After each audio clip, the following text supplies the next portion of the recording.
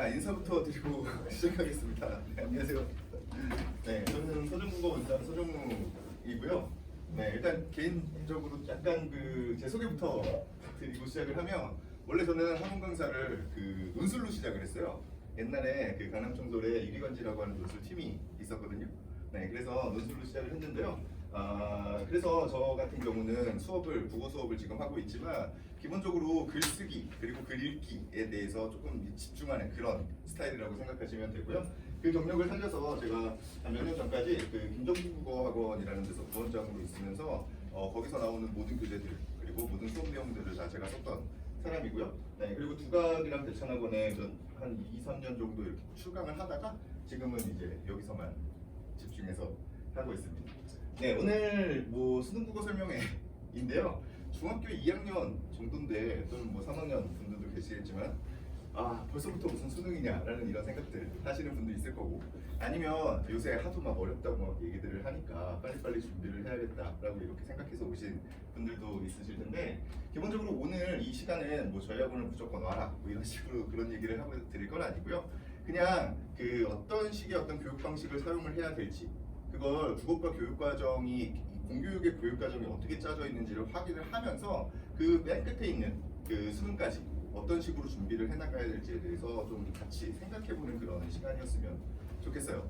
보통 이제 학원들 가시면 많이들 듣는 얘기들 중에 하나가 중등국어와 고등국어는 엄청나게 다르니까 미리 준비를 해야 된다라든지, 아니면 중등 문법은 고등 문법은 다르다, 또는 국어는 집을 팔아도 안 된다, 온갖 것들이 막 양산되고 있는 그런 상황인데, 실제로 그런지에 대해서 오늘 하나하나 답을 좀 찾아가시는 그런 시간이었으면 좋겠습니다. 네, 학원을 간단하게 오늘 소개를 할 거고요. 순서인데요. 네, 교육의 목표를 잡기 위해서 교육과정에 대해서 좀 살펴볼 거예요. 중등 교육과정에 대해서 좀 살펴볼 거고요. 그 교육과정을 살펴보는 과정이 좀 있기 때문에 다른 학원이랑은 좀 다르게 좀 시간이 오래 걸릴 겁니다. 네, 설명의 시간이 1시간이 훌쩍 넘을 예정이에요. 혹시라도 중간에 이제 바쁜 일이 있으시면 나중에 영상으로 보내드릴 테니까 편하게 나가시면 되고요. 그리고 저희 학원의 어떤 교육 과정이나 수업과 관리가 어떻게 진행되는지를 말씀을 드릴 거고, 그 다음에 질문과 답변으로 마무리를 짓겠습니다. 네, 학원은 간단합니다. 일단 국어 전문 학원이고요. 네, 수능과 내신을 둘 다 하고 있기는 한데요. 일단 중학교 내신은 거의 안 하고 있고요. 고등학교 내신은 한두 학교 정도 골라서 선착순으로 받아서 하고 있기는 하거든요. 근데 어쨌든 저희 학원은 수능 쪽에 조금 더 치우쳐져 있는 그런 학원이라고 보시면 되고요. 네, 말씀드린 것처럼 고등부와 중등부가 있는데, 중학교 2학년부터 고등학교 3학년 때까지 이렇게 커리큘럼을 구성하고 있습니다. 그리고 이제 구성원들은 이제 다들 열심히 하고 있다라는 말씀을 드리기 위해서 가지고 온 거죠. 네, 교육의 목표를 잡아야 되는데요. 공교육의 교육과정에 대해서 조금 생각을 해보셔야 됩니다. 여기 지금 중등교육과정의 이해라고 얘기를 하고 있는데요. 이 중등교육과정이라는 말 자체가 애초에 이 교육과정에서 중학교 1학년부터 고등학교 3학년 때까지를 뜻하는 그런 표현이에요. 요게 제가 왜 이 얘기를 먼저 드리고서 시작을 하는지에 대해서 조금 생각을 해보셔야 돼요. 교육과정이라고 하는 건 원래 이렇게 하나로 이렇게 뭉쳐서 어떤 연속성을 가지고서 진행이 되게 되어 있거든요. 근데 사람들은 보통 이제 커리큘럼을 짤 때나 아니면 각각의 학년의 어떤 설명회들을 할 때 그 학년에 무엇을 배우고 그 학년에서 배우는 것 자체에 대해서만 엄청나게 집중을 하는 그런 어떤 방향성들을 가지고 있어요. 근데 이게 전반적인 이해를 하지 않으면 실제로 국어과에 접근하기가 쉽지가 않습니다. 네, 그래서 여기 지금 중등교육과정은 기본적으로 이래요. 읽기 말하기 묶여 있고요. 읽기, 쓰기, 문법, 문학, 매체라고 하는 이렇게 6개의 영역으로 구성이 되어 있어요. 네, 이 6개의 영역이 기본적인 어떤 지식들을 바탕으로 해서 계속해서 학년이 올라가면서 반복되는 이런 구조를 가지고 있거든요.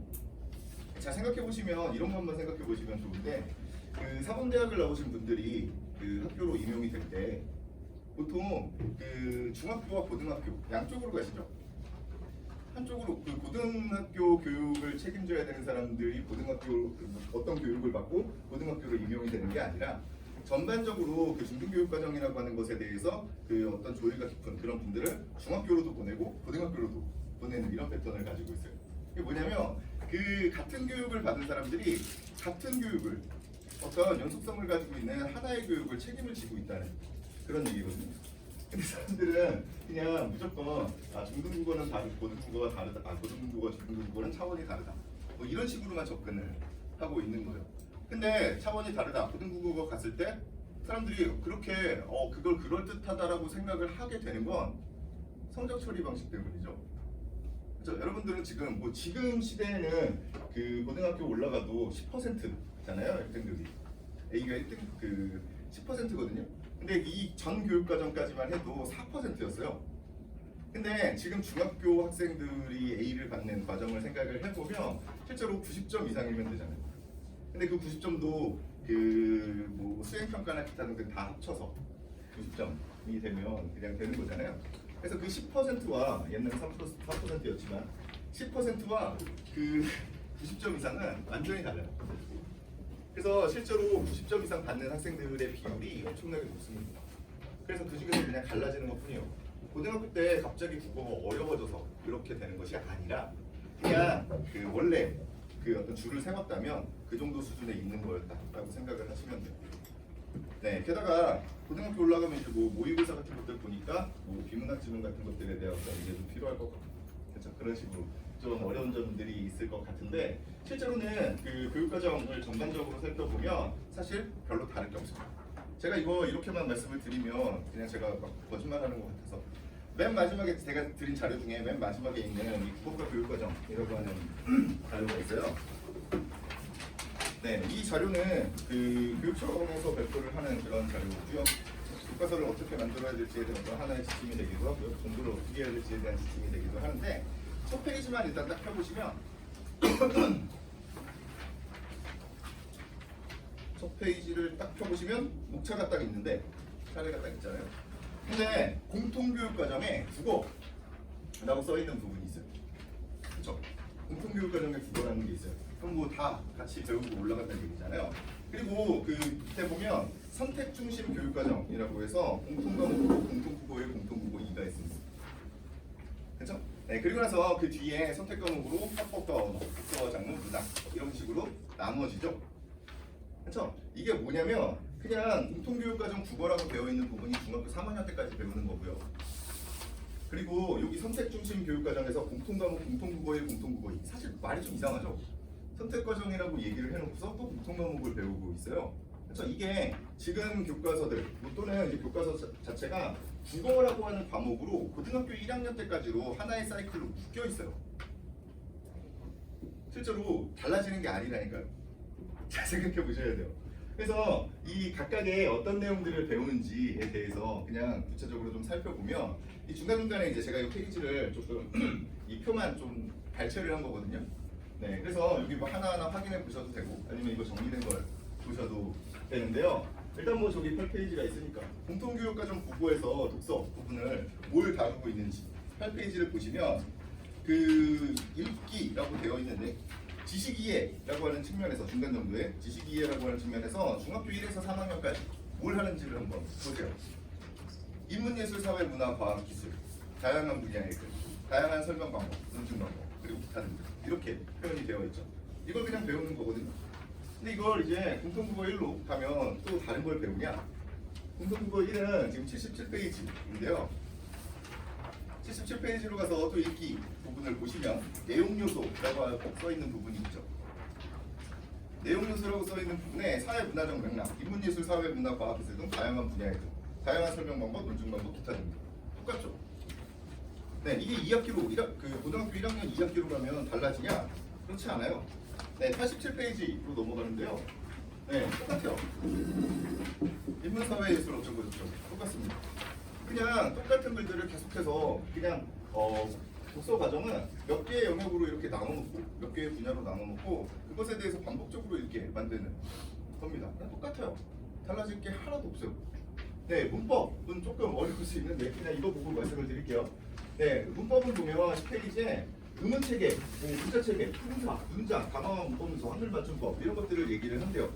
그리고 나서 이제 공통국어 1이 가잖아요. 그러면 의문변동과 단어 문법문서에 대한 얘기만 하겠다는 거예요.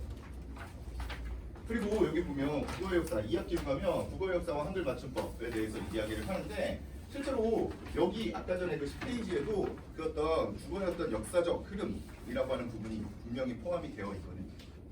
결국에 뭐냐면 조금씩을 각각의 영역들을 조금씩 다루면서 레벨을 약간씩 올리는 거예요.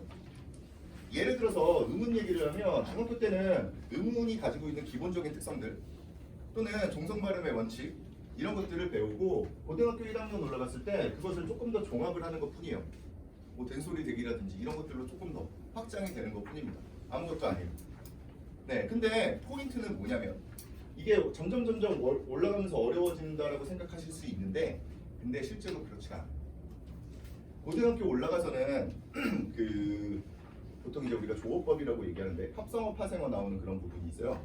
또 문장, 뭐 아는 문장, 아닌 문장, 이어진 문장 이런 거 나오는 부분이 있거든요.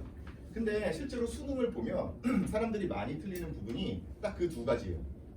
조어법과 관련되어 있는 부분과 그리고 그 방금 말씀드린 문장의 짜임의 부분을 사람들이 엄청나게 많이 틀립니다. 오답률 거의 1, 2위가 다 그런 문제들로 구성이 되어 있어요. 문제는 뭐냐면 그걸 고등학교 때 배우지 않는다는 거예요. 잘 생각하셔야 돼요.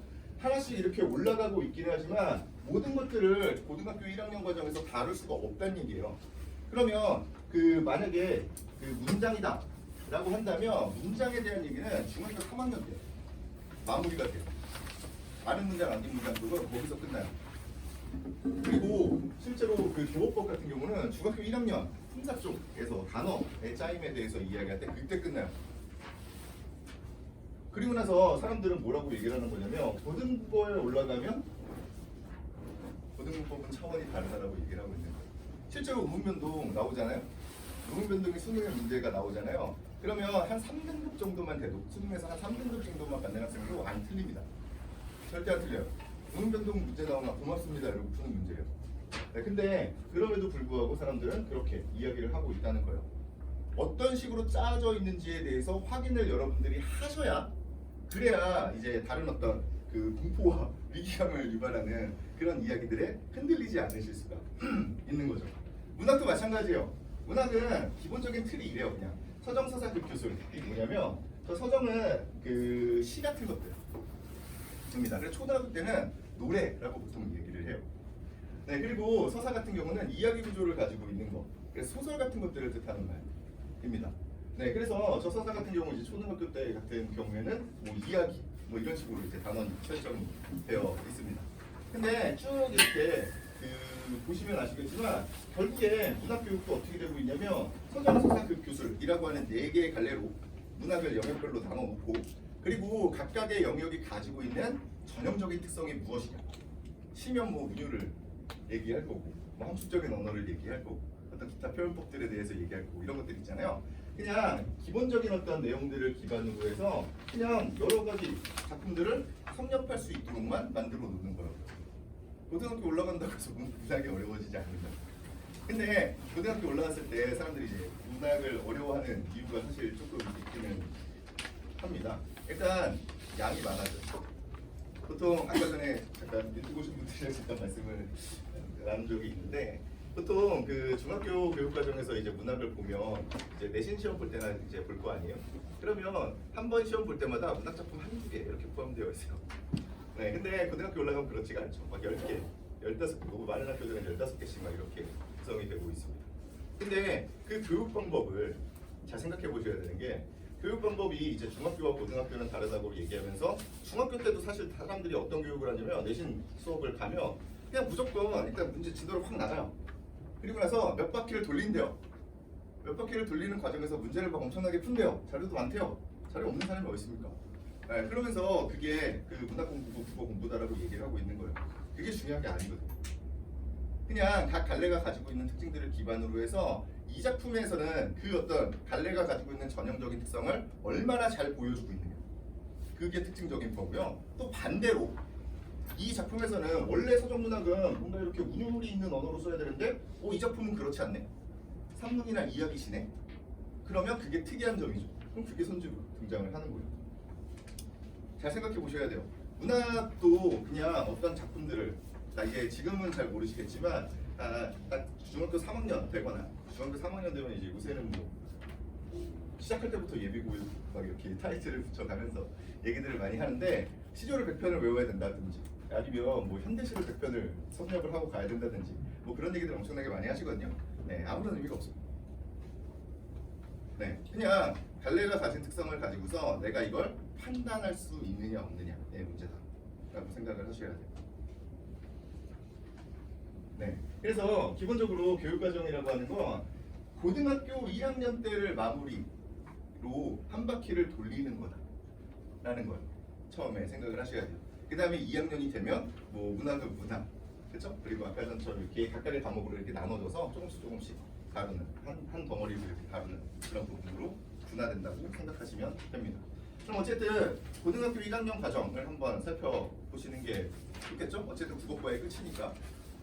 네, 기본적으로 저는 그 공교육을 엄청나게 신뢰하는 사람이에요. 학원에서 이런 얘기 듣기 좀 어려운데 공교육을 신뢰하는 사람이거든요. 왜 그러냐면 일단 그 학교 선생님들의 수준도 일단 높고요. 네, 그리고 그 교재 수준도 엄청나게 높아요. 그 교과서 내용이 생각보다 되게 좋습니다. 네, 그리고 교육의 어떤 커리큘럼도 엄청나게 잘 짜져 있어요. 물론 뭐 중간중간에 약간 문제가 되는 부분들도 있을 수 있겠지만 그보다 잘 짤 수 없을 것 같다라고 생각할 정도로 커리큘럼이 잘 짜져 있습니다. 근데 고등학교 1학년에서 이제 내신에서 중요하게 생각하는 부분들만 몇 가지 가지고 왔어요. 네, 이걸 가지고서 한번 생각을 해보자고요. 네, 문법 쪽은 의문 변동으로 시작해서 한글 맞춤법을 지나서 중세국어 뭐 이렇게 넘어가는 패턴입니다. 물론 중간에 뭐 피동사동이라든지 기타 등등의 어떤 문법 요소라고 하는 부분들도 포함되어 있고요. 여러 가지가 포함되어 있는데 어쨌든 기본적으로는 이런 틀을 가지고 있고요. 문학 같은 경우는 문학의 갈래, 아까 전에 말씀드린 서정서사 급교술 그 부분이고요. 그리고 한국 문학의 보편성과 특수성, 이건 뭐 뻔한 얘기죠. 한국 문학만이 가지고 있는 어떤 전형적인 특성이 있죠. 다른 문학과는 다른 그런 특성들이 있는데 그럼에도 불구하고 특수한 성질이 있음에도 불구하고 어떻게 세계인의 마음을 보편적으로 울릴 수 있냐 뭐 이런 얘기입니다. 네, 그리고 밑에 문학의 주체적 수용과 생활학 뭐 이런 것들은 뭐 다들 모든 과목에서 원하는 그런 덕목이죠. 네, 이걸 딱 보시면 이게 교육과정이 잘 짜져 있다는 게 보이시나요? 잘 안 보이죠?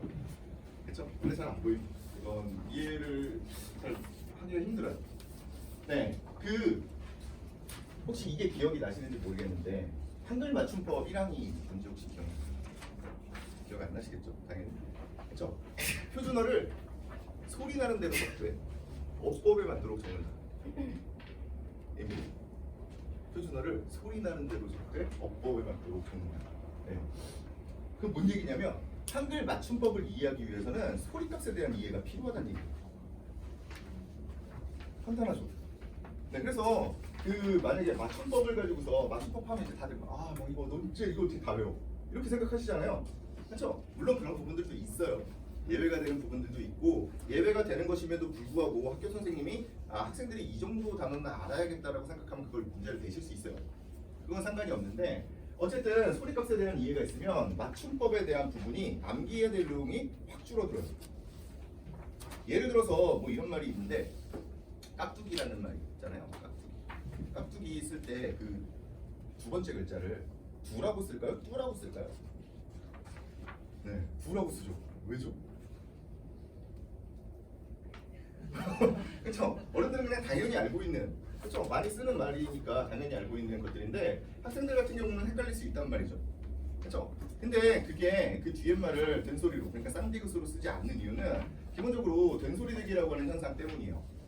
된소리대기라고 하는 현상은 기역과 디귿과 비읍 같은 이런 소리값이 원래 파요름이라고 하거든요. 터지는 소리값이요. 이렇게 막았다가 터트리는 소리죠. 공기 흐름을 막았다가 터트리는 소리인데 얘가 종성에 오잖아요. 종성에 오면 안 터져요. 이렇게 되잖아요. 그렇죠? 이게 원래 가지고 있었던 소리값을 온전히 발현을 하지 못하기 때문에 뒤에 걸 터트리는 거거든요. 이게 된소리대기가 가지고 있는 기본적인 원칙이에요. 근데 깍두기라고 쓰면 앞에 어차피 기역이 있잖아요. 그렇죠? 기역이 있기 때문에 뒤에 있는 디귿은 어차피 쌍디귿으로 발음이 돼요. 그럼 굳이 쌍디귿으로 써놓을 이유가 없다는 거예요. 네, 그런 식으로 정리가 되기 시작하면 맞춤법도 물론 모든 것들이 다 적용이 되진 않겠지만 어쨌든 외워야 되는 내용들이 확 줄어듭니다.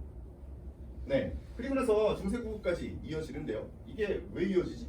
라고 생각하시겠지만 중세국어 처음에 훈민정음을 만들었을 때는 소리 나는 대로 썼어요.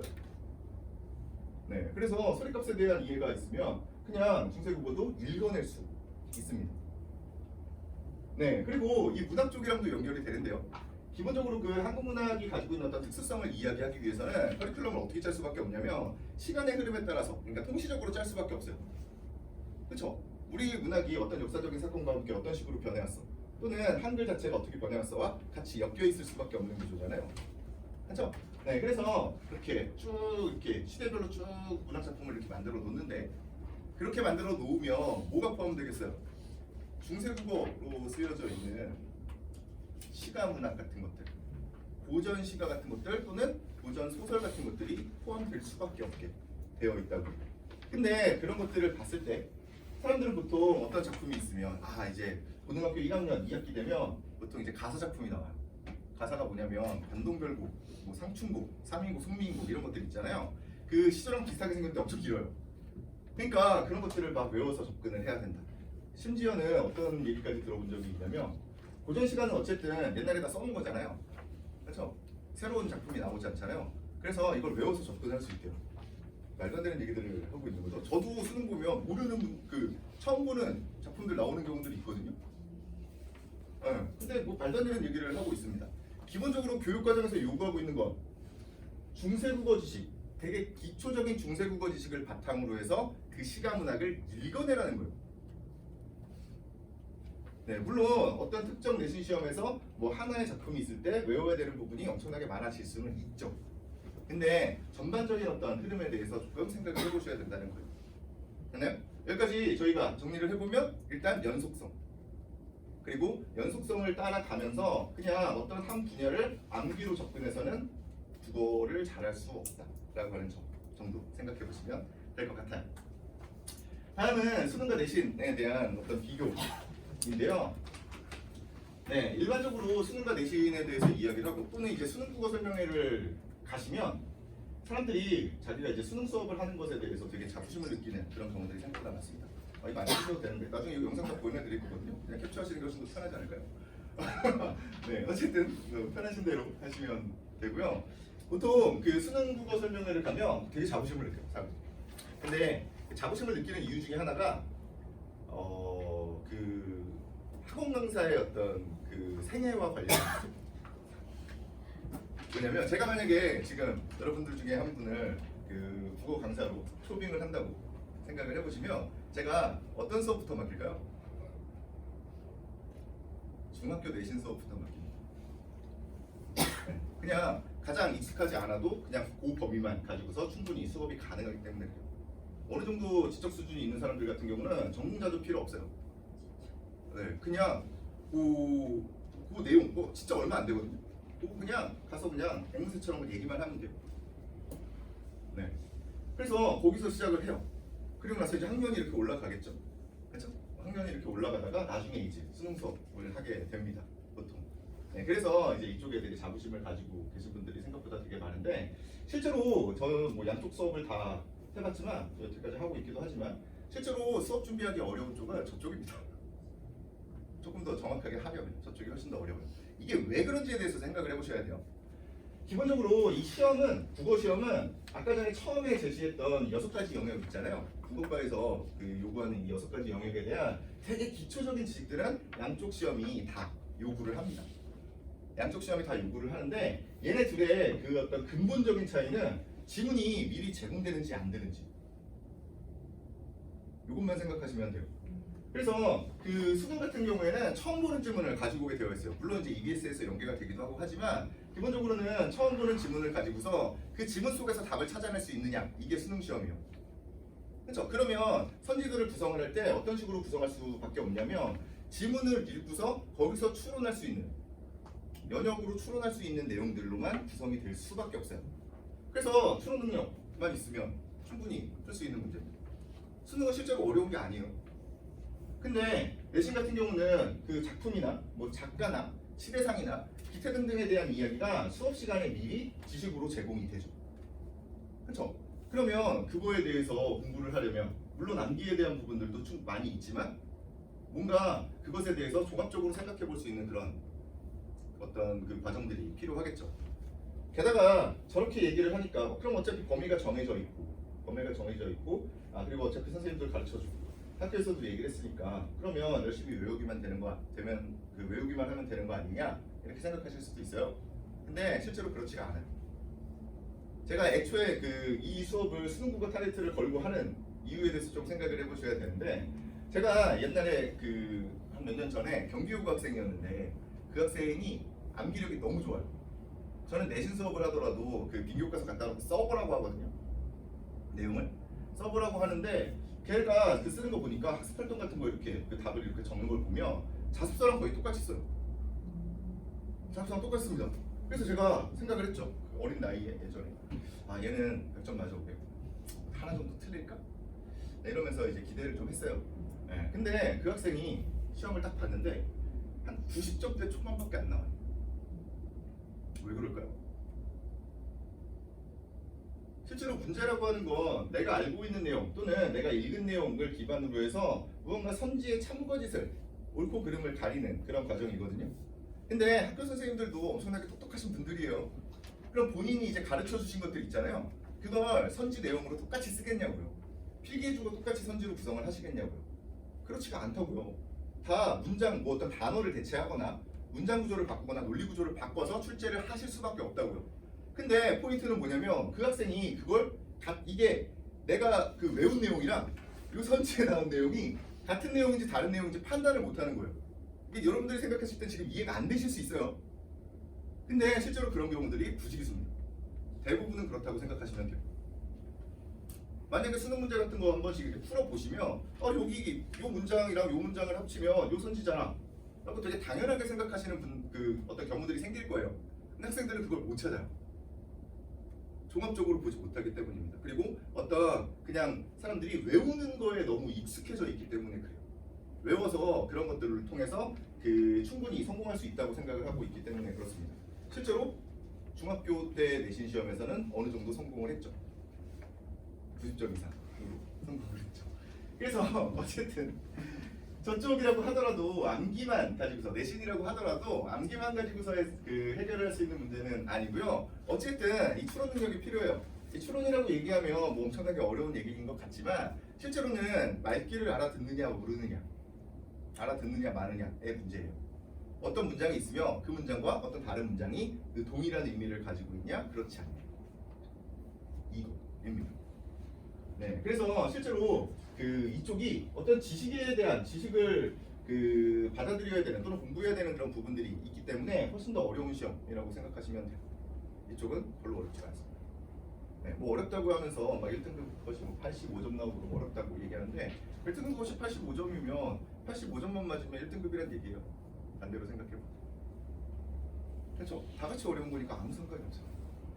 네, 게다가 제가 만약에 이걸 가지고서 수업 준비를 한다고 생각을 하면 제가 저 내신 수업 준비를 하려면 뭘 해야 되냐면 일단 교과서 분석을 해야 되고요. 그리고 학교에서 학교 선생님들이 뭐라고 말씀을 하셨는지에 대해서 애들이랑 계속해서 소통을 해야 되고요. 그렇죠? 네, 그리고 또 이거 어떤 이 교육 과정에서 뭐 새로 들어온 어떤 이론은 없는지 기타 등등 어떤 작품에 대한 새로운 해석은 없는지에 대한 논문 자료들을 계속해서 찾아봐야 되거든요. 힘들어요. 힘듭니다. 근데 이쪽 수능 수업을 준비를 하잖아요. 수능 수업을 준비하면 뭐만 있으면 되냐면 시험지만 딱 달랑 한 장 있으면 돼요. 시험지 한 장만 보고서 이게 문장이 이렇게 바뀌어서 선지를 이렇게 썼구나. 요것만 증명해 주면 돼요. 자, 생각해 보셔야 돼요. 수능에 대비하기 위해서 사람들은 지금 뭘 하고 있는지를 생각을 해보셔야 돼요. 배경 지식 얘기들을 많이 하죠. 그렇죠? 배경 지식을 엄청나게 많이 쌓아야 이 수능 비문학을 정복할 수 있다라고 말씀을 하시는데 이게 배경 지식이 중요하다랑 그리고 기본적인 문해력이 중요하다라고 하는 요게 두 가지가 유행처럼 이렇게 반복되거든요. 이쪽이 그래요. 이쪽 시장이 유행처럼 이렇게 반복이 이렇게 되면서 지금은 배경 수업 내용이 어려워지면 배경 지식이 중요하다 쪽으로 가요. 그냥 그런 거예요. 근데 실제로 배경 지식이 중요하냐? 그렇지 않아요. 자, 생각해 보세요. 수능을 보고 나면 항상 얘기가 나오는 게 뭐냐면 수능 시험이 어려웠을 때 항상 얘기가 나오는 게 뭐냐면 시인이 자기 시 가지고서 문제 풀었는데 못 풀었다. 또 이번에는 뭐 칸트를 10년 이상 연구하신 그 분이 이 문제를 푸는데 20분 이상이 걸린다. 이런 얘기들을 합니다. 뭐 경제 문제 나오면 저기 증권회사 다니는 사람이 못 풀더라. 뭐 이런 얘기들이 나오는 거예요. 못 풀죠. 이건 그 과목에 대한 어떤 전문 지식을 물어보는 게 아니기 때문에 그래요. 네. 그러면 만약에 그걸 이제 반대로 생각을 해보는 거예요. 배경 지식이 필요하다라고 얘기를 하는데 그럼 그 배경 지식을 그 교수님보다 그 증권회사 직원보다 더 잘 알 수 있겠냐고. 모든 범주에서 불가능한 일이잖아요. 그렇죠? 그래서 기본적인 어떤 문해력을 기준으로 해서 옳고 그름만 판단하면 되는 게 훨씬 더 효율적인 방법이에요. 근데 그 독서 얘기하면서 배경 지식에 대해서 얘기하고 기타 등등 얘기하는 거 그게 원래 이론에 있기 때문에 그래요. 독서 이론에 그 어떤 배경 지식을 기반으로 해서 본인의 사고와 다른 사람의 생각을 이제 뭐 비교 대조하는 그런 과정들이 그 교육 과정에도 쭉 이렇게 교육 과정에 있는 교과서에도 많이 나와 있거든요. 근데 사실 그건 엄밀히 따지면 평생 독자를 길러내는 과정입니다. 근데 저희가 준비해야 되는 부분은 수능이죠. 근데 그렇다고 해서 수능의 가치가 이렇게 떨어지는 것은 아니고 수능이라고 하는 그런 어떤 옳고 그름을 가릴 수 있는 그런 어떤 능력들을 가지고 있으면 그걸 기준으로 해서 차후에 어떤 전문 지식에 접근하기가 좋다는 거죠. 말은 알아들을 수 있어야 되는 거죠. 그래서 보통 이제 그 저쪽 이과 쪽 또는 공대 쪽에서는 맨날 뭐까지는 어디까지는 기하까지는 배우고 와야 되는 거 아니야? 고등학교에서 이런 식으로 보통 이제 얘기들 하시는 그런 부분과 거의 일맥상통한다고 보셔도 돼요. 네, 애초에 글 자체를 이해하지 못하는데 대학에서 무슨 교육을 시키겠습니까? 네, 거기까지가 수능 시험입니다. 선을 그어 주셔야 돼요. 실제로 그 되게 박학다식한 그 학생이 되기를 원하는 건 그 부모님들의 욕심입니다. 불가능해요. 그래서 만약에 차후에 독서 학원 같은데 이렇게 어린 학생들이 있으면 고를 때 그 어떤 그 커리큘럼을 보고 보통 고르시잖아요. 근데 어려운 내용들이 이렇게 산발적으로 이렇게 구성이 되어 있으면 네, 안 보내시는 게 좋습니다. 반대로 보내셔야 돼요. 쉬운 내용을 가지고서 폭넓게 읽히고 그 다음에 그걸 기반으로 해서 본인들이 어떤 관심 분야가 생기거든요. 그럼 관심 분야에 대해서 깊게 읽으면 돼요. 네, 그렇게 독서 교육을 시켜주시면 됩니다. 네, 어쨌든 수능과 내신은 이런 성격을 가지고 있고요. 네, 수능 시험이 성격을 조금 더 구체적으로 말씀을 드리면 대학 교육에 필요한 수학 능력을 측정한다입니다. 그래서 그냥 대학 교육 자체가 어떤 전문 지식이라면 거기에 접근할 수 있는 능력까지만 원한다는 거예요. 더 이상을 원하지 않습니다. 그래서 고등학교 교육과정의 내용과 수준에 맞는 그런 출제를 하고 있는 거죠. 네, 그리고 나서 마지막 줄 하나만 좀 보시면 될 것 같은데 개별 효과의 특성을 바탕으로 신뢰도와 타당도를 갖춰야 돼라고 얘기를 합니다. 근데 이 부분에 대해서 조금 생각을 해보셔야 되는데 만약에 그 주변에 아시는 분들 중에 어디 학원 가서 이렇게 상담받는 거 말고요.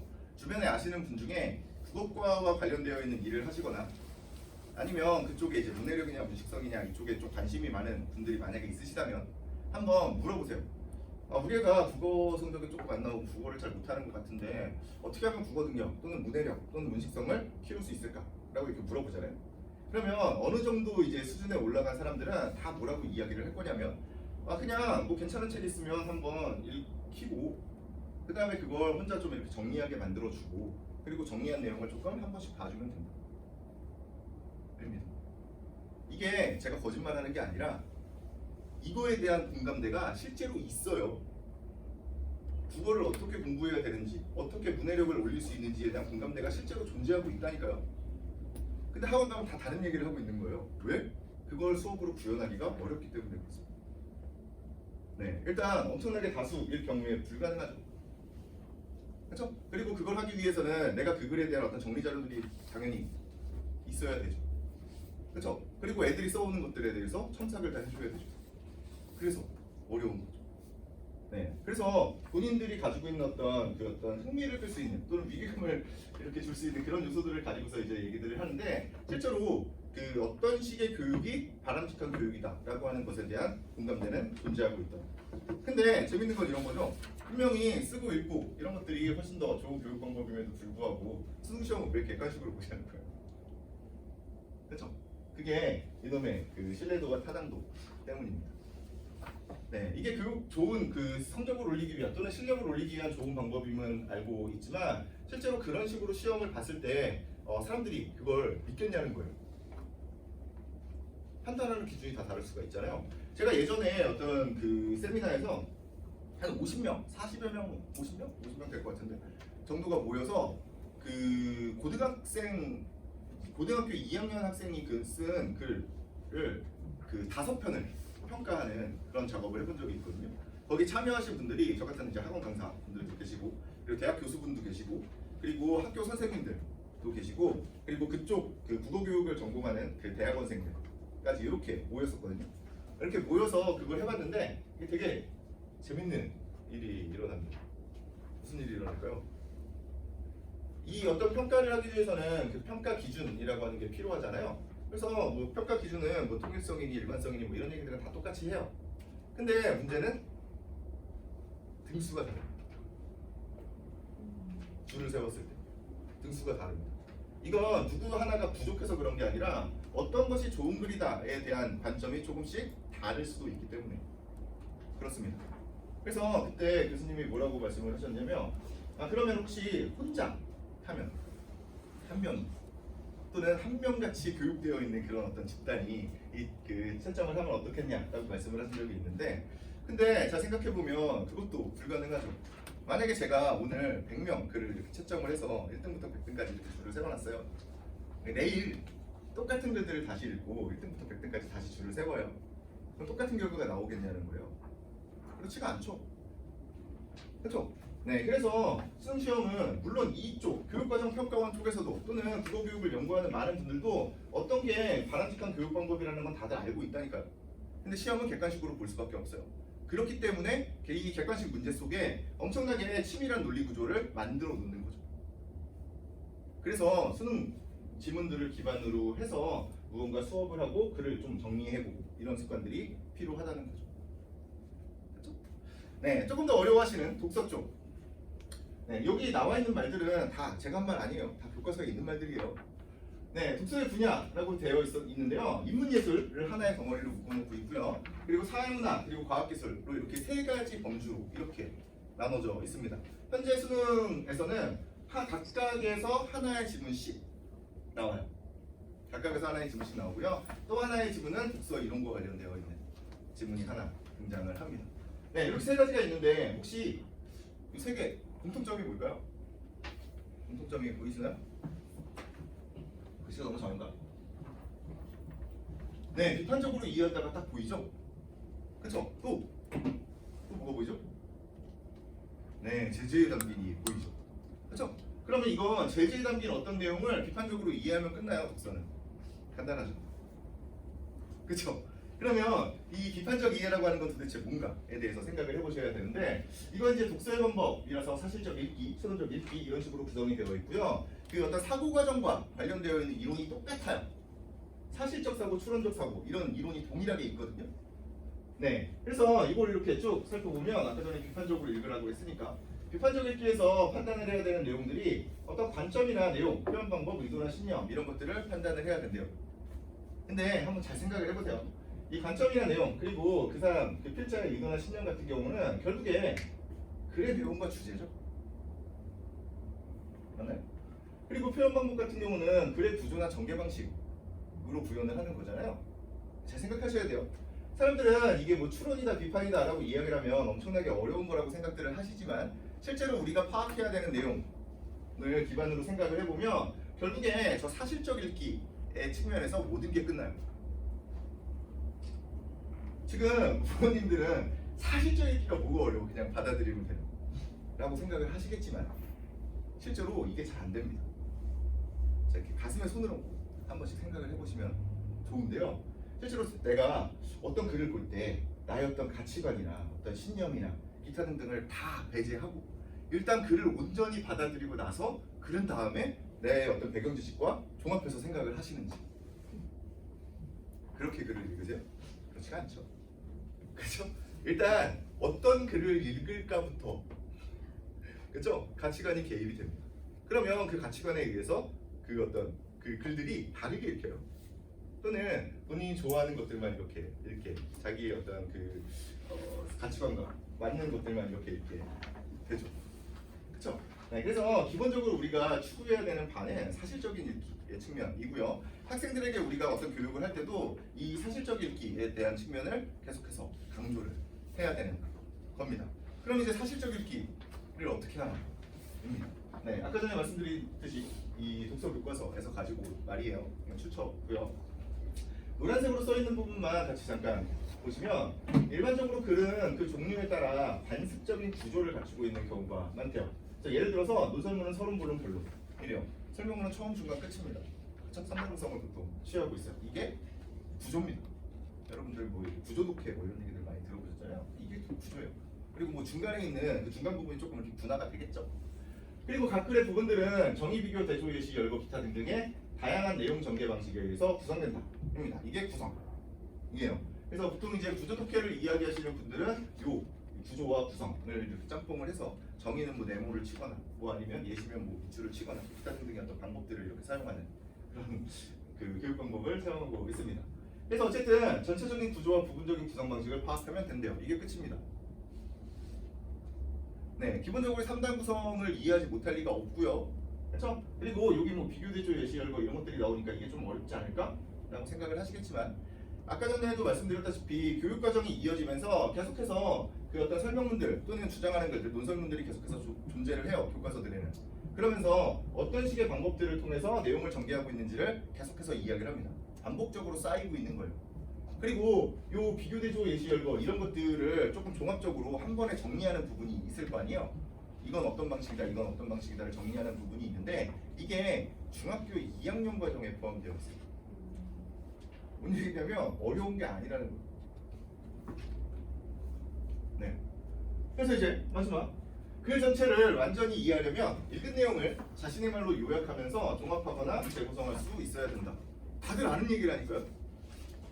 그래서 뭘 하라고요? 그냥 일단 글을 읽게 만들어요. 그리고 스스로 요약하게 만들어요. 그리고 종합하고 재구성할게 만들어주면 돼요. 네, 실제로 글을 쓰게 만드는 거죠. 네? 네, 그래서 저희 학원 같은 경우에는 기본적으로 그 일단 괜찮은 글을 가지고 와야 되잖아요. 그래서 수능 기출 문제를 가지고 옵니다. 이건 제가 수능이라고 맨 처음에 말씀을 드렸던 그 이유가 실제로 수능을 준비하기 위한 것이기도 하지만 그 수능 지문을 기반으로 해서 모든 것들을 이렇게 정리해보는 그런 습관들을 갖게 만들어주기 위해서 그렇습니다. 네, 그렇고요. 네, 조금 어려워하시는 부분 중에 하나가 이쪽도 이제 문법 쪽 보였죠. 그렇죠? 이 표는 그 품사표거든요. 품사를 분류해 놓은 거예요. 문법 딱 배우면 처음에 배우는 거죠. 명사, 대명사, 수사입니다. 근데 어쨌든 이걸 제가 이렇게 다 이제 다 빈칸들을 다 지우고요. 내가 학생들한테 써보라고 얘기를 합니다. 써보라고 이렇게 얘기를 하면 뭐 이거 어차피 이렇게 써요. 근데 만약에 제가 중학년, 그러니까 중학교 2학년과 3학년, 9학년을 딱 설정을 해놓고 이걸 써봐라라고 하면 누가 더 잘 쓸까요? 그렇죠. 약간 질문의 의도가 너무 뻔히 보이는 그런 질문이죠. 중학교 2학년이 더 잘 씁니다. 왜 그럴까요? 네, 배운 지 얼마 안 돼서 그래요. 이게 중학교 1학년 과정에서 배우는 거거든요. 네. 근데 이게 그냥 우리가 무슨 넘길 얘기가 아니에요. 제가 아까 전에도 말씀드렸다시피 이 교육 과정이 연속성을 가지고 있다고 말씀을 드렸잖아요. 그렇죠? 품사 개념이 없으면 나중에 문장 개념을 이해할 수가 없어요. 3학년 때 선생님들이 만약에 뭐 문장 성분에 대해서 막 강의를 하시면서 주어가 뭐냐, 주어가 어떻게 실현되냐 라고 얘기를 하잖아요. 그러면 체언, 그러니까 명사, 대명사, 수사에다가 주격조사가 더해져 이런 식으로 얘기를 한다고. 근데 체언이 뭔지, 주격조사가 뭔지를 모르면 그 이후 내용이 그냥 빈자리가 되는 거예요. 계속해서 빈자리가 커지는 거죠. 근데 어쨌든 그걸 메꾸기 위해서 뭘 합니까? 공부를 할 때 반복하죠. 반복해서 외우죠. 그걸. 그러면 그것 따로 이것 따로 이렇게 사방에 모든 정보들이 이렇게 산발적으로 존재하고 있는 거예요. 그럼 외울 게 엄청나게 많아져요. 그럼 문법은 이제 암기 과목이다가 되는 거거든요. 근데 실제로 문법이 암기 과목이냐? 그렇지 않아요. 제가 이거 단적으로 말씀을 드릴 수가 있는데 그 문법에서 외워야 되는 내용을 우리가 그 정리를 한다고 하면 그 양이 어느 정도 되는지를 판단해 보려면 지금은 이제 언어와 매체인데 지금 현재 교육 과정에서는 언어와 매체라고 하는 과목이 있는데 고등학교 3학년 수능 특강에서 언어와 매체에서 언어 파트가 문법이거든요. 거기서 설명하고 있는 부분이 몇 페이지를 할애하고 있는지를 확인해서 보시면 되죠. 다 나와 있을 거 아니에요. 시험 보는데 필요한 내용이 다 들어가 있을 거 아니에요. 그렇죠? 몇 페이지가 될 것 같아요? 한 권 될 것 같아요? 그렇지가 않습니다. 그 문제 다 빼고 설명을 하는 부분은 그냥 그 뭐 해마다 조금씩 다르기는 한데 기본적으로 20페이지 안팎이에요. 20페이지. 여러분들은 20페이지짜리 어떤 학문을 암기 과목이라고 이야기를 하고 있는 거예요. 네, 외울 게 실제로 별로 많이 없어요. 네, 근데 그럼에도 불구하고 사람들은 암기 과목으로 접근하는 거예요. 왜라고요? 각각 외우기 때문입니다. 각각의 어떤 연관성에 대해서 생각해보지 않고 그냥 외우기 때문입니다. 근데 더 큰 문제가 있어요. 제가 이걸 이제 뭐 한번 그렇게 쓰라고 하고서 대충 이제 옆에서 몇 마디만 이렇게 돌아다니면서 몇 마디만 해주면요, 대부분의 경우에 다 쓸 수 있거든요. 배운 적이 있기 때문에. 근데 제가 이걸 다 쓴 다음에 뭘 물어보냐면, 근데 혹시 너네들이 이 표를 채웠는데 품사가 뭔지 아니? 라고 물어보잖아요. 그러면 대답할 수 있을 것 같아요? 못합니다. 희한한 일이죠. 이게 문제의 심각성을 좀 생각을 하셔야 돼요. 사람들은 품사표를 그려요. 품사표를 그렸는데 품사가 뭔지 모르는 거예요. 되게 특이한 일이죠. 네, 그래서 어떤 기본적인 용어들의 정의만 있으면 충분히 접근이 가능한 것들을 우리는 그냥 암기로 접근을 하고 있는 되게 특이한 경우라고 생각을 하시면 됩니다.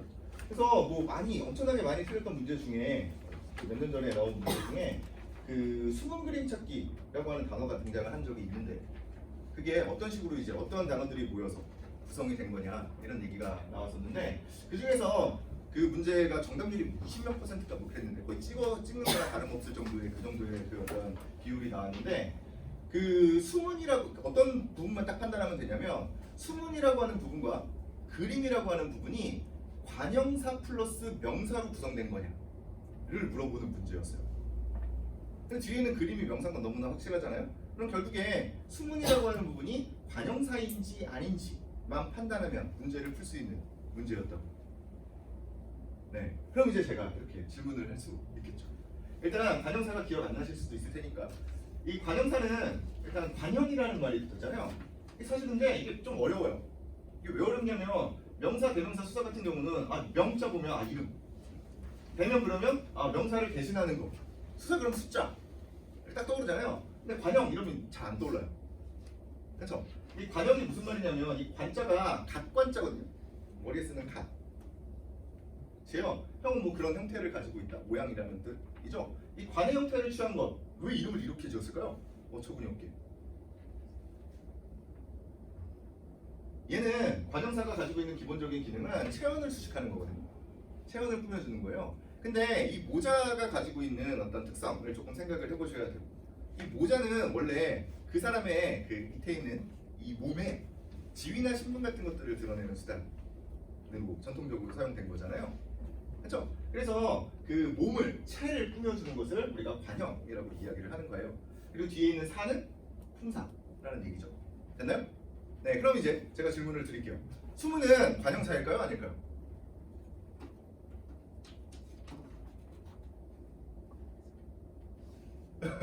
어렵죠? 네, 어렵습니다. 네, 그래서 사람들이 엄청나게 많이 틀리는 건데요. 이 표를 그 전반적으로 조금 이해를 할 필요가 있는 거예요. 이건 학생들에게도 똑같이 이야기를 하는 겁니다. 관형사는 수식어에 속해요. 무언가를 꾸며주는 말에 속합니다. 그렇죠? 네, 그리고 얘는 형태가 변하지 않는 불변어에 속해요. 그렇죠? 그리고 하나의 단어입니다. 어떤 표를 그릴 때 사람들은 이 표 안쪽에 있는 내용을 그림을 그리듯이 이렇게 막 채워넣는 거에만 집중을 하고 있는데, 기본적으로 이 틀이 어떻게 짜여져 있는 건지에 대해서 조금 생각을 해보셔야 된다는 거예요. 그렇죠? 근데 수문이라고 하는 부분을 제가 이제 조금 더 쉽게 접근을 해보면, 수문을 제가 단어의 뜻을 몰라요. 제가 잘 모르겠어요. 그러면 한번 국어사전 한 번만 찾아주시겠어요? 그러면 수문 찾으실 거예요. 네, 누가 수문을 찾습니까? 숨따를 찾죠. 그렇죠? 그럼 반대로 생각을 해보면 숨따라고 하는 기본형을 가지고 있고, 숨은, 숨고, 수문이 이와 같이 활용형을 가지고 있다는 얘기잖아요. 최소한 형태가 변하지 않는 애는 아니라는 거예요. 얘가 다변어 중에 동사인지 형용사인지는 몰라도 된다고. 최소한 관형사는 아니고 라고는 판단을 할 수 있다고. 요 정도 판단을 하는 것이 수능에서 가장 어려운 문제입니다. 네, 이번에도 똑같아요. 이번에 나온 그 수능 문제에서도 문법에서 가장 어려웠던 문제가 그 그 합성어 파생어와 관련되어 있는 그런 부분이었거든요. 어근이자 접사냐 그냥 기본 개념만 가지고 있으면 풀 수 있는 문제입니다. 근데 뭐가 어려워요? 실제로 게다가 이건 언제 배우는 거예요? 중학교 1학년 때 배우는 거라니까요. 어느 정도 이 공부를 제대로 하는 학생들 같은 경우면 중학교 1학년이면 풀 수 있다는 거예요. 근데 고등학교 3학년 학생들이 30% 정도밖에 정답을 못 맞추고 있다는 얘기입니다. 문법 교육에 대한 접근 방식이 완전히 잘못되어 있다는 거죠. 네, 그건 사실 모든 교육이 약간 그런 식으로 흘러가는 부분들이 있는데 실제로 이런 게 뭐 학생들의 문제이기도 하고요. 뭐 아니면 부모님들의 문제이기도 하고요. 아니면 저 같은 이런 강사의 문제이기도 합니다. 사실 그 문제가 나왔을 때 그 강사 분들도 엄청나게 막 분개했거든요. 왜 분개를 했냐면 보통 이제 재정관 선생님들이 엄청 분개를 했는데 내가 그놈의 관영어랑 관형사를 구별하는 것을 내가 진짜 수업 시간에 1년 동안 한 5번도 넘게 얘기한 것 같은데 그걸 어떻게 오냐 막 그래서 막 엄청나게 분개를 했어요. 근데 실제로 접근 방식이 잘못됐어요. 그 문제에서 요구하고 있는 바는 관형어냐 관형사냐를 나누는 게 아니에요. 관형어 뒤에 어가 붙으면 주어 서술어 목적어와 같은 문장 성분 파트고요. 무슨 사가 붙으면 품사 파트잖아요.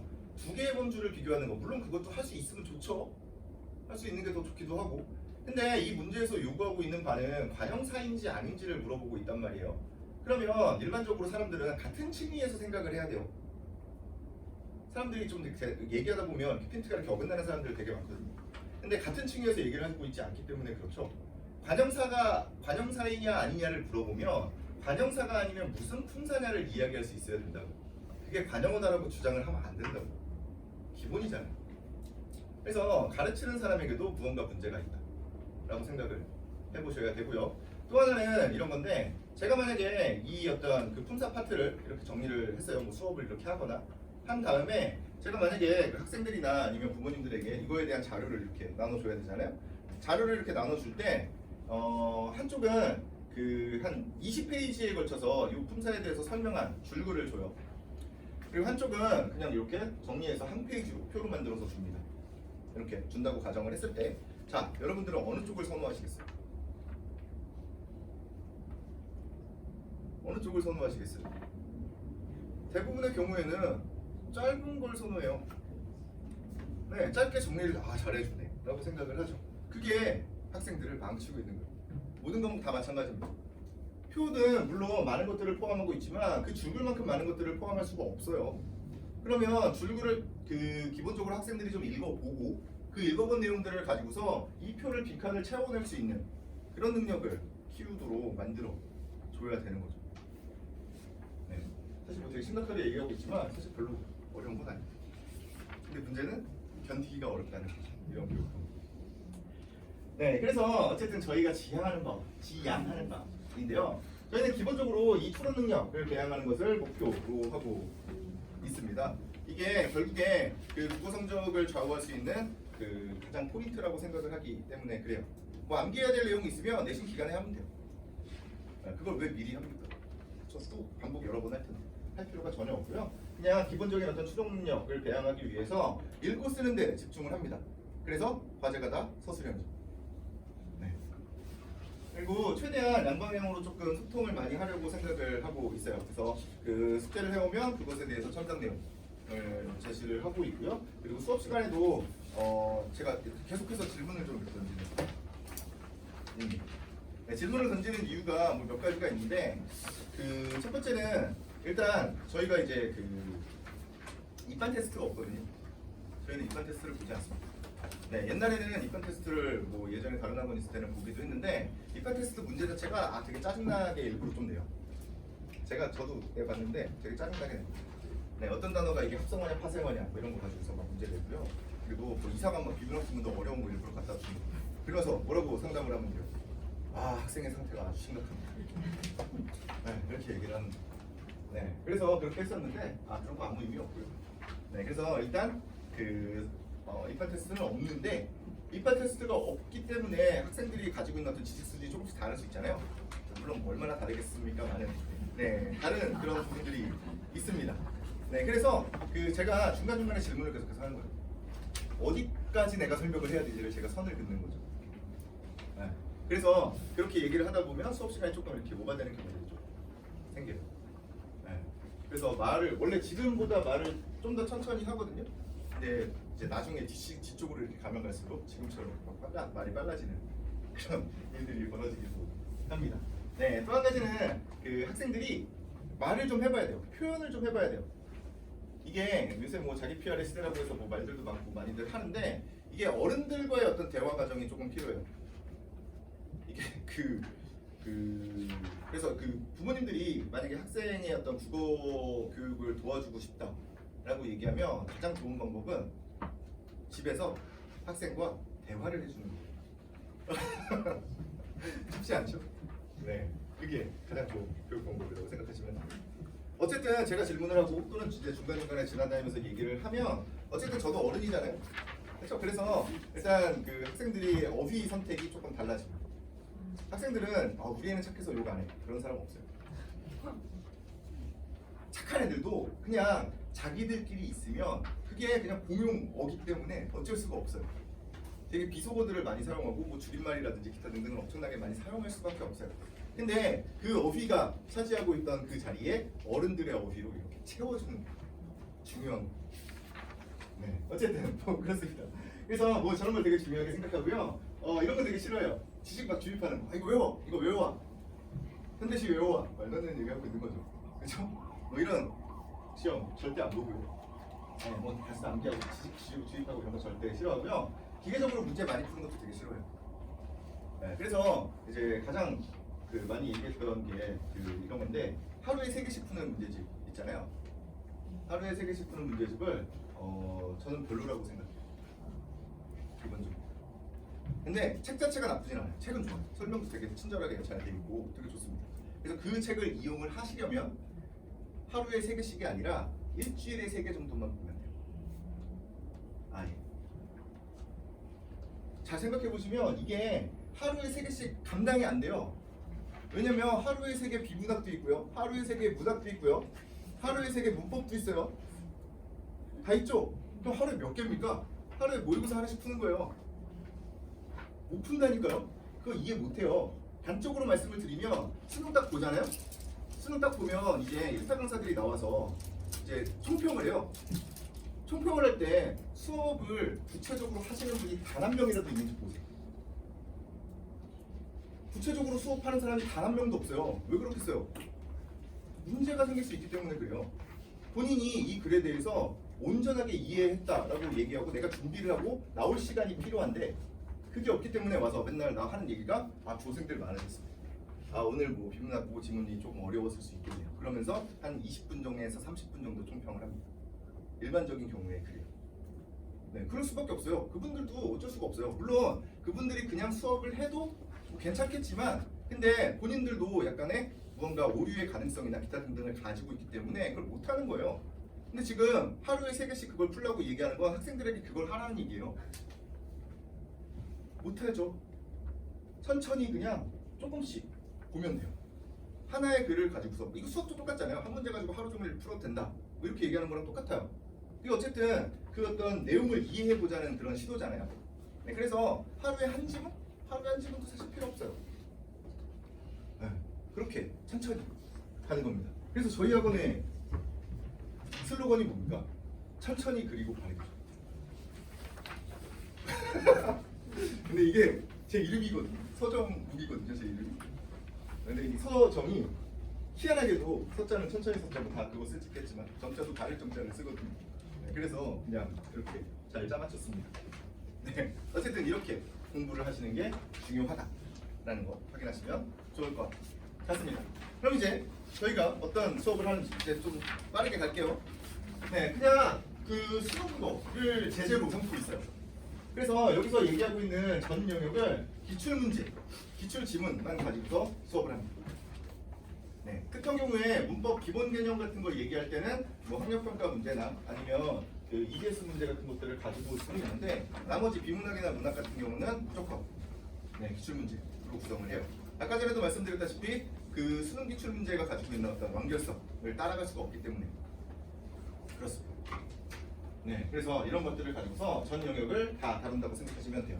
그래서 기본적인 큰 틀은 문법과 문학과 독서 요 세 가지 틀을 쭉 가지고서 진행을 하게 될 겁니다. 네, 차후에 조금 더 구체적으로 말씀을 드릴게요. 정규반은 특강으로 구성이 되어 있는데 정규반은 중학교 2학년부터 고등학교 3학년 때까지 이렇게 구성되어 있고요. 그리고 그 특강은 방학 때만 문법과 고전 시간을 특강을 합니다. 근데 이런 얘기를 제가 하면 여러분들이 뭐야 쟤 이렇게 생각을 하셔야 돼요. 왜 생각을 해야 돼요? 아까 전에 제가 뭐라고 말씀을 드렸냐면 꾸준히 천천히 이렇게 가자고 얘기를 해놓고 이건 뭐야? 사주 완성 뭐 이런 거잖아요. 그렇죠? 그러면 이상하다 이렇게 판단을 하셔야 돼요. 이상하죠? 그래서 이쪽은 실제로 애초에 그 기획이 고3을 대상으로만 하고 있어요. 네, 마지막에 이제 어느 정도 지식이 쌓인 후에 정리하는. 그래서 특정 경우에 뭐 고등학교 1학년인데 한 바퀴 내가 다 돌렸다. 그럼 한 번씩 들어보는 뭐 그 정도인데요. 기본적으로 정규반을 듣는 학생들에게는 별로 이렇게 뭐 추천하진 않습니다. 네, 그래서 천천히 이렇게 가는 건데요. 이 천천히 가는 걸 그러면 여기 학원을 내가 중2부터 시작하면 5년을 다녀야 되냐? 그렇지 않아요. 그냥 어느 정도 익숙해지잖아요. 이건 습관을 기르는 과정이에요. 저희 수업은 습관을 기르는 과정이기 때문에 그냥 뭐 6개월을 다니든 뭐 방학 때만 나오든 아무 상관없어요. 네, 그만큼 익숙해지면 돼요. 내가 이것을 어떤 글을 봤을 때 어떤 식으로 읽고 어떤 식으로 정리하고 있는지 정리만 그런 어떤 습관들만 들이면 그냥 뭐 한 달 다니다가 그만둬도 되고 뭐 6개월 다니다가 그만둬도 되고 뭐 아무 상관이 없습니다. 그래서 특정 경우에는 어떤 학생들 같은 경우는 뭐 기숙사 들어가는 학생들도 있고 고등학교 올라가면 뭐 그래서 뭐 그냥 방학 때만 잠깐 나와서 듣는 학생들도 있고 또는 뭐 그냥 뭐 어느 정도 이제 된 학생들 같은 경우는 그냥 계속해서 제가 원래 여기다가 제 전화번호를 적어놓거든요. 수업할 때 그럼 이제 개인적으로 이제 계속해서 연락하면서 그냥 뭐 질문이나 하고 이런 식으로 그냥 진행하는 경우들도 많이 있습니다. 네, 그래서 이렇게 계속 될 필요는 없고요. 네, 이렇게 구성이 되어 있다는 거 보시면 되고요. 네, 커리큘럼은 그 중학교, 중학교 2학년, 3학년이 잘 보시면 거의 비슷해요. 물론 작품이 다르겠죠. 그 안에 들어가 있는 내용들은 조금 더 다르겠지만 기본적인 틀은 저는 고등학교까지 다 똑같습니다. 기본적인 틀은 무조건 다 똑같이 맞춰놓고 지문의 어떤 난이도, 문제의 난이도를 기반으로 해서 조금 나누고 있어요. 그래서 일단 문법과 문학과 독서로 이렇게 쭉 나누고 있는데요. 문법은 그냥 1년을 기준으로 한 바퀴를 돌린다고 생각하시면 돼요. 1년을 기준으로 한 바퀴를 돌려요. 그래서 겨울에 품사부터 시작을 해서 마지막에 중세 국어까지 이렇게 구성을 해서 쭉 진행을 하는데요. 겨울방학 동안에는 품사랑 의문 그리고 업무 규정에 대한 이야기를 조금 하게 될 거고요. 문학 같은 경우도 마찬가지로 그냥 갈래별로 나눠서 정리를 한다고 생각하시면 돼요. 그 다음에 이후에 조금 익숙해지면 약간 그 갈래가 복합되어 있는 부분들을 얘기를 할 거고요. 그리고 그 뒤에 이제 나중에 그 고전 좀 어려운 것들은 이렇게 다루게 될 겁니다. 근데 여기 지금 중간에 공통이라고 되어 있는 부분에 고전 시가가 또 섞여 있잖아요. 근데 이 고전 시가는 그냥 엄청나게 쉬운 것들, 그냥 시조 한 편, 두 편 정도를 그냥 꾸준히 읽어보게 시킬 거예요. 이건 그냥 이게 뭐 이걸 막 외워서 뭐 시험 보고 그런 거 아니고요. 그냥 읽어보고 이게 어떤 내용일지에 대해서 한번 생각만 해봐라 됩니다. 네, 그래서 나중에 뭐 말씀을 드리겠지만 그 고전 시가 같은 경우는 제가 모든 숙제들은 기본적으로 거기 아까 과제장에 있는 그 모든 숙제들은 다 복습의 개념으로 하고 있거든요. 근데 고전 시가만 예습으로 합니다. 고전 시가는 일단 우리말이라고 하는 인식이 생겨야 돼요. 학생들이 가장 어려워하는 건 이거 고전 시가를 보고 맨날 외계어냐 이렇게 얘기하는데 무슨 외계어입니까? 우리나라 말이니까. 그렇죠? 그래서 그걸 한번 직접 읽어보게끔 시키는 거고요. 어휘 같은 경우 그냥 계속해서 찾아오게 합니다. 네, 조금 더 구체적으로는 뒤에 말씀을 드릴게요. 그래서 이런 식으로 그냥 문법과 문학과 독서 그리고 어휘 쪽을 강조하면서 쭉 진행되는 그런 수업이다라고 생각하시면 돼요. 그래서 수업별 관리가 실제로 어떻게 되는지에 대해서 말씀을 드리면 그 3시간 동안 학생들이 오자마자 한 20분에서 30분 정도 테스트를 보고 시작을 합니다. 근데 이 테스트는 뭔가 이제 뭐 문제 막 풀어보고 막 남기고 뭐 그러기 위해서 보는 건 아니에요. 이 테스트는 그 두 가지로 진행이 되는데 주관식이 있고 객관식이 있습니다. 그냥 읽어보는 것에 집중하는 거라고 생각하시면 돼요. 제가 원래 수업을 하면 보통 이제 중간에 이거 여기 한번 풀어봐라, 읽어봐라라고 얘기를 하거나 아니면 이전에는 좀 문제를 풀어오라고 예습으로 풀어오라고 이야기들을 했었는데 안 풀어오겠죠 학생들이. 그렇죠? 그래서 시간을 조금 할애해서 읽어보는 거예요. 근데 실제로 국어 수업은 어딜 가서 들어도 마찬가지예요. 국어 수업은 그냥 어떤 내용에 대해서 뭐 갑자기 뭐 공자, 명자라든지 칸트라든지 갑자기 어떤 사람이 나와서 그거에 대해서 막 설명을 하고 그리고 나서 이 내용은 이런 거야 라고 이렇게 설명을 하잖아요. 그러면 그 수업을 안 들으셔도 돼요. 국어 수업은 무조건 본인이 스스로 읽어보고 그 다음에 그것에 대한 이런 앞에서 얘기하는 다른 사람의 견해를 비교 대조하는 과정을 거쳐야 되거든요. 네, 그래서 어쨌든 그냥 읽어보는 거에 집중을 하면서 읽어보면 됩니다.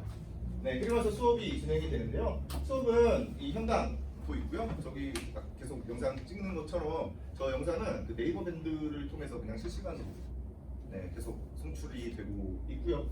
네, 그리고 나중에 이제 못 본 학생들이나 기타 등등에는 이렇게 제공을 하는 뭐 이런 식으로 구성이 되어 있고요. 네, 점검 뭐 이런 것들이 있는데, 네, 좀 이제 구체적으로 보시죠. 테스트는 일단 두 가지예요. 주관식과 객관식이 있는데, 객관식은 이거 그냥 맨 처음에 003이라고 써 있는 부분 있죠. 네, 샘플이에요.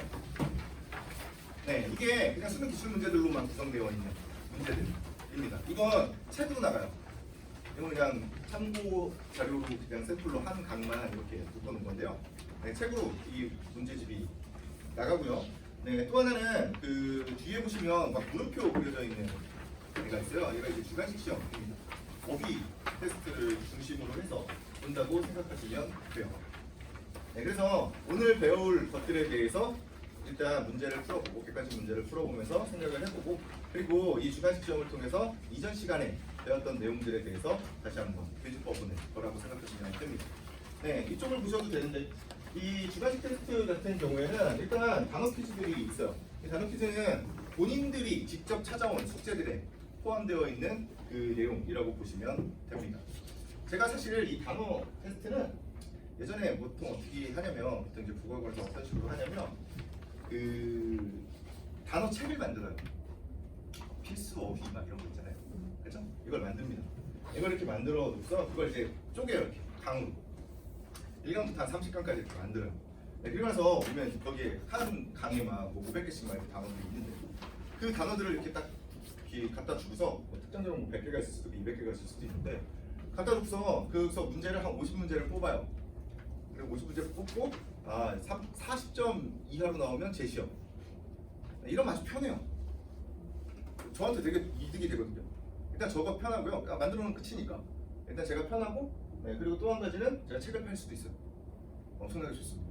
근데 그건 물론 안 하는 것보단 좋아요. 안 하는 것보단 좋은데 어휘를 찾아볼 때는 항상 본인이 읽어본 글에 나오는 어휘를 찾아보는 게 제일 좋아요. 그리고 직접 본인이 찾아보는 게 좋습니다. 그래서 본인이 직접 찾아본 내용을 기반으로 해서 이 문제를 구성을 해요. 그래서 주관식에서 이 단어 퀴즈는 그 24문제 정도 이전에 그 찾아온 것들을 기반으로 해서 출제를 하고 있고요. 문법 같은 경우는 그냥 그 용어들에 대해서 이야기를 하는데 뭐 어떨 때는 품사가 붙고 어떨 때는 문장 성분이 붙고 어떨 때는 뭐 자음 체계표가 붙고 그렇습니다. 근데 이게 많지가 않아요. 제가 아까 전에도 말씀드렸다시피 기본적으로 외워야 될 내용 자체가 기본적으로 그 익숙해져야 되는 정의 또는 개념 자체가 그렇게 많지가 않습니다. 그래서 계속 반복돼요. 나중에 너무 귀찮으면 이거 다 쓰지 말고 명사면 미음만 써라, 채원이면 치음만 써라 이렇게 얘기합니다. 그 정도 익숙해지면 네, 그 정도라고 생각하시면 되고요. 네, 고전 시간은 읽어온 거 한번 해석해봐 입니다. 네, 그렇고요. 네, 이런 식으로 이제 객관식과 주관식으로 테스트를 만들어 놓고요. 그 다음에 수업을 하는데요. 수업은 기본적으로 텍스트만 가지고서 이해할 수 있는 내용을 우선으로 해요. 네, 그리고 나서 교과서와 참고서를 통해서 얻을 수 있는 배경 지식을 얘기한다. 그럼 이제 쟤 뭐야? 이런 생각을 하셔야 된다니까. 그렇죠? 분명히 텍스트만 가지고서 한다며. 근데 배경 지식은 뭐야? 이런 생각 해보셔야 돼요. 네, 근데 이 배경 지식은 국어과와 관련되어 있는 배경 지식만 이야기를 합니다. 제가 뭐 갑자기 뭐 경제 얘기를 하겠어요? 칸트 얘기를 하겠어요? 철학자 얘기를 하겠어요? 안 합니다. 절대 안 하고요. 그냥 국어과와 관련되어 있는 부분, 문학이나 문법이나 기타 등등과 관련되어 있는 부분들은 이야기를 해야죠. 그래서 뭐 최소한 뭐 고전 시가 같은 것들을 배우면 당시 사회 그 양반 사대부들의 사고 방식에 대해서는 얘기를 해야 되는 거잖아요. 그 정도만 이야기를 한다라고 생각하시면 됩니다. 네, 그리고 마지막에 질문과 답변으로 특정 주제에 대해서 자유롭게 토론한다라고 되어 있는데 일정 인원이 넘으면 이제 자유롭게 토론하기 조금 힘들고요. 그렇죠? 근데 어쨌든 최대한 질문과 답변을 하려고 시도들을 하고 있다 정도 생각. 생각해 보시면 좋을 것 같습니다. 그래서 이게 텍스트만 가지고서 좀 생각해 보는 게 왜 중요하냐면 의외로 이제 문학 같은 거 보면 문학 같은 거 보시면 만약에 이제 윤동주 시인의 작품이 나왔어요. 그럼 이제 사람들은 내가 윤동주 딱 보고서 그냥 글 뭐 읽어보지도 않고 또는 글을 읽어보고 나서도 다들 그냥 어떻게 생각하냐면 일제강점기의 어떤 지식인의 막 이게 주제다 이러고 얘기를 하고 있는 거예요. 그렇죠? 물론 뭐 윤동주에 대해서 연구를 해서 뭐 그렇게 결론이 나왔으면 뭐 상관이 없죠. 네, 근데 그 궁극적으로 우리가 해야 되는 일은 그 어떤 구체적인 사실을 아는 게 아니라 서정문학이라고 하는 건 결국에 정서를 펼쳐놓는 거거든요. 그럼 그 사람의 정서를 판단하는 게 가장 중요한 거예요. 그럼 이 사람이 어떤 생각을 가지고 있는지를 판단하는 게 훨씬 더 중요해요. 그냥 지식인의 고뇌가 중요한 게 아니지. 그래서 어떤 작품들을 이렇게 보면 그 윤동주 시인의 작품들에 계속해서 일관되게 나오는 얘기들이 있긴 하지만 어쨌든 이 특정 작품들을 봤을 때 이 사람이 무언가 인간적인 고뇌를 하고 있구나. 그 인간적인 고뇌라고 하는 건 이게 일제강점기이기 때문에 또는 그 당시를 살아가던 지식인이기 때문에 고뇌를 하는 걸 수도 있지만 실제로 그 작품이 가지고 있는 의미는 훨씬 더 넓다고요. 현대인들이 봐도 개인적으로 뭔가 어떤 일들을 했을 때 내가 무언가 이익을 개인적인 이익을 추구했을 때라든지 기타 등등의 뭔가 부끄러움을 느끼는 경우들이 생각보다 많을 수 있죠. 그래서 그런 되게 다양한 분야로 확장해서 생각을 할 수가 있는데 실제로 교육 자체가 이거 일제강점기에 어쩌고저쩌고로 그걸 외우기 시작을 하면 실제로 그 해석의 폭이 내가 이걸 자세히 알고 있다고 생각을 하지만 실제로는 해석의 폭을 엄청나게 줄여놓는 거예요. 근데 그런 식으로 습관이 들여놓으면 나중에 처음 보는 작품 나오면 못 풀어요. 네, 그래서 뭔가 이렇게 그 생각을 최대한 확장해 볼 수 있도록 텍스트만 가지고서 이건 이렇지 않을까라고 계속해서 질문하고 답변하면서 이야기를 하는 편이다 라고 보시면 됩니다. 네, 수업 음은 이거 얘기를 간단하게만 할게요. 수업이 진짜 어떻게 진행이 되는지에 대해서 잠깐 말씀을 드리면 혹시 그 애들이 이렇게 학생들이 공부하다가 가느다란 물방울 막 이런 거 얘기하는 거 보신 적 있어요? 가느다란 물방울? 가느다란 물방울이 뭐냐면 가느다란 물방울이거든요. 이걸 막 이렇게 외워요. 이거 왜 외우냐면 여기 맨 위에 써 있는 게 뭐냐면 그 우리 말에서 종성에서 발음되는 7개의 종성입니다. 소리값이. 네, 그래서 이렇게 외우거든요. 근데 제가 그렇게 뭐 열심히 가르친다, 재밌게 가르친다를 얘기하고 싶은 건 아니고요. 저는 되게 그런 걸 극혐합니다. 네, 그래가지고 만약에 이거에 대해서 얘기를 하면 제가 세 줄을 써요. 세 줄을 이렇게 써놓고요. 여기 좀 특이하잖아요. 꼭다리가 달렸죠. 그렇죠? 애초에 우리말을 만들었을 때 얘는 그 8개의 종성을 썼었어요. 근데 옛날에는 소리 나는 대로 적었으니까 적을 때도 이렇게 썼어요. 네, 이게 맨 처음에 만들어졌던 그 버전이고요. 그 다음에 17세기 이후가 되면서 이때는 디귿이 빠지고요. 지금은 시옷이 빠져 있죠. 네, 이 중에 이렇게 디귿이든 시옷이든 하나가 빠지는 이유가 뭘까요? 빠지는 이유가 뭘까요? 좀 단순한 이유예요. 빠지는 이유는 필요가 없기 때문이에요. 다른 소리 값으로 대체가 가능하기 때문이죠. 그래서 이때는 시옷을 썼고요. 이때는 지금은 현대국어에서는 디귿을 쓴다가 끝입니다. 기역부터 이음까지 못 외우는 사람이 어디 있어요?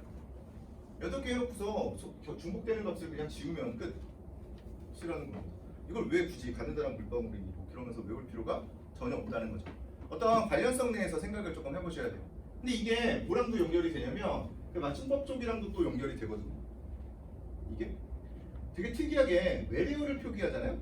외래어를 표기할 때 그 종성 어차피 외래어는 그 소리랑 가장 가까운 값으로 적잖아요. 그러면 이걸 사용할 것 같잖아요. 외래어를 적을 때. 근데 외래어를 적을 때는 얘를 써요. 왜 그럴까요? 이것도 사실 별것도 아닌 이유이긴 한데 그 외국 문물이 엄청나게 많이 들어올 때 사람들이 이걸 쓰고 있었기 때문이에요. 그게 그냥 머릿속에 남아있는 겁니다. 근데 이렇게만 얘기하면 어렵잖아요. 그럼 실제로 이 종성소리 값을 살려보면 돼요. 우리말은 종성소리 값을 살려낼 수 있는 방법이 있어요. 원래 소리값대로 그대로 살려낼 수 있는 방법이 있습니다. 자, 생각해보시면 이렇게 한번 생각해보시면 되는데 마켓, 라켓 이런 말들이 있잖아요. 마켓 오늘 이제 끝나고 이거 끝나고 이제 집에 가시다가 그 마켓에 들르실 수 있잖아요. 그러면 마켓에 가실 때 시옷으로 가시는지 아니면 티읕으로 티잖아요. 티로 끝나잖아요. 티읕으로 가시는지 아니면 소리값이니까 디귿으로 가시는지 어디로 가세요? 시옷으로 가시죠? 이거 당연하게 알고 있죠. 그걸 왜 당연하게 판단할 수 있는 거죠? 소리를 살려낼 수 있기 때문에 그래요. 어디에 간다고요? 마켓에 가기 때문이죠. 그렇죠? 시옷 소리가 뒤로 넘어가는 거예요. 이게 뭐예요? 연음이죠. 음운 변동 쪽이랑 또 연결이 된다니까요. 물론 연음은 변동이 아니긴 하지만 어쨌든 다 연결이 되어 있다는 것을 조금 생각을 해보셔야 된다는 거죠. 그럼 이제 음운 변동에 대해서 만약에 얘기를 하면 어떻게 다 외울 거냐는 거예요. 음운 변동 얘기가 나오면 가장 많이 나오는 그 음운 변동 현상 중에 하나가 비음화라는 거거든요. 비음화? 비음화는 이제 또 사람들이 어떻게 외우냐? 바닷가에서 만난 마돌아 라든지 김덕배 씨가 만난 오구나미 씨 뭐 이런 식으로 외워요. 아, 재밌죠? 언제까지 그렇게 할 거야? 네? 언제까지 그렇게 할 거예요? 잘 생각을 해보시면 돼요. 그냥 이거 비음화라는 말이 있어요. 이름이 비음화예요. 현상 이름이. 화가 뭐죠? 뭐뭐화. 네, 뭐뭐가 되는 거죠. 그렇죠? 그럼 비음이 되는 거네요. 비음이 되는 거면 애초에는 비음이 아니었어야겠네요. 그렇죠? 종성소리 값에서 비음이 아닌 얘네가 비음을 만났을 때 비음이 요거 세 개로 바뀌는 게 비음화입니다. 이걸 왜 외워요? 표만 알고 있으면 되죠. 이 표는 중학교 3학년 때 무조건 외워요, 사람들. 네, 그걸 가지고서 생각만 하면 돼요. 된소리 되기가 되면 어떻게 되냐? 된소리가 되는 거죠. 그렇죠? 된소리가 되기 위해서 애초에 된소리가 아니어야겠죠. 같은 범주에서 얘기를 할 수밖에 없잖아요. 예수소리, 된소리, 거센소리라고 하는 이 같은 범주에서 얘기할 수밖에 없잖아요. 거센소리도 세고 된소리도 세고 얘는 좀 평범한데 그럼요 거센소리가 된소리가 되겠어요? 예수소리가 된소리가 되겠어요? 당연히 예수소리가 된소리가 되겠죠. 그러면 여기 있는 예사소리들 여기 된소리가 있는 애들이 특정 경우에 된소리로 그냥 바뀌는 것 뿐이에요. 이걸 이제 사람들이 이건 이제 말 지어내기가 너무 힘든가 봐요. 된소리가 이렇게 여러 개 이렇게 연속된 말이 잘 없잖아요. 근데 사람들이 이제 약간 좀비처럼 어떻게 하고 다니냐면 학생들이 그드브 그드브 스지 그드브 그드브 스지 이러고 다녀요. 이게 뭐냐고 이게. 그냥 원칙만 생각해 보면 되잖아요. 아까 전에 말씀드렸다시피 된소리 대기는 아까 전에 말씀드린 것처럼 원래는 터져야 되는 파열음이 앞에 왔을 때 얘가 터지지 못하기 때문에 뒤에 말을 세게 이렇게 발음하는 것 뿐이라니까요. 원리만 가지고서 그냥 정의를 이끌어낼 수 있다고요. 이게 무슨 안개껌입니까?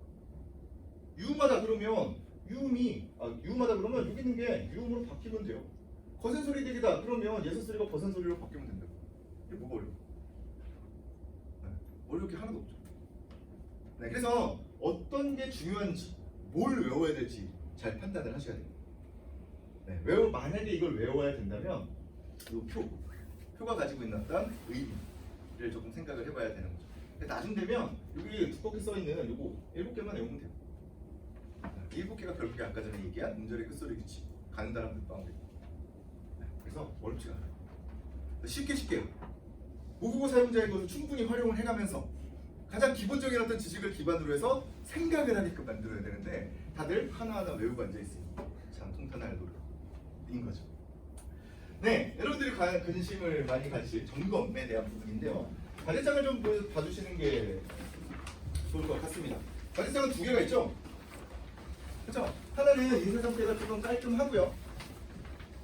과제장, 그 책상 그림 있는 거. 네, 하나는 조금 깔끔하고요. 하나는 좀 지저분하죠. 똑같나? 다르죠? 네, 하나는 그 실제로 학생에게 나가는 거 샘플이고요. 깨끗한 거. 그리고 조금 지저분한 건 그 안에 보시면 학생이 직접 해온 내용이 포함되어 있습니다. 네, 다 쓰는 거죠. 네, 그래서 일단 오자마자 이제 그 학생들이 시험을 본다고 말씀을 드렸잖아요. 그 시험 볼 때 전 놀 수 없잖아요. 일단 제가 먼저 걷어서 체크를 합니다. 체크를 쭉 하고 그 다음에 그 저랑 애초에 이렇게 말을 맞춰놓은 그 조교 선생님이 과제를 직접 첨삭을 해줘요. 타이핑을 쳐주시는 거죠. 그렇죠?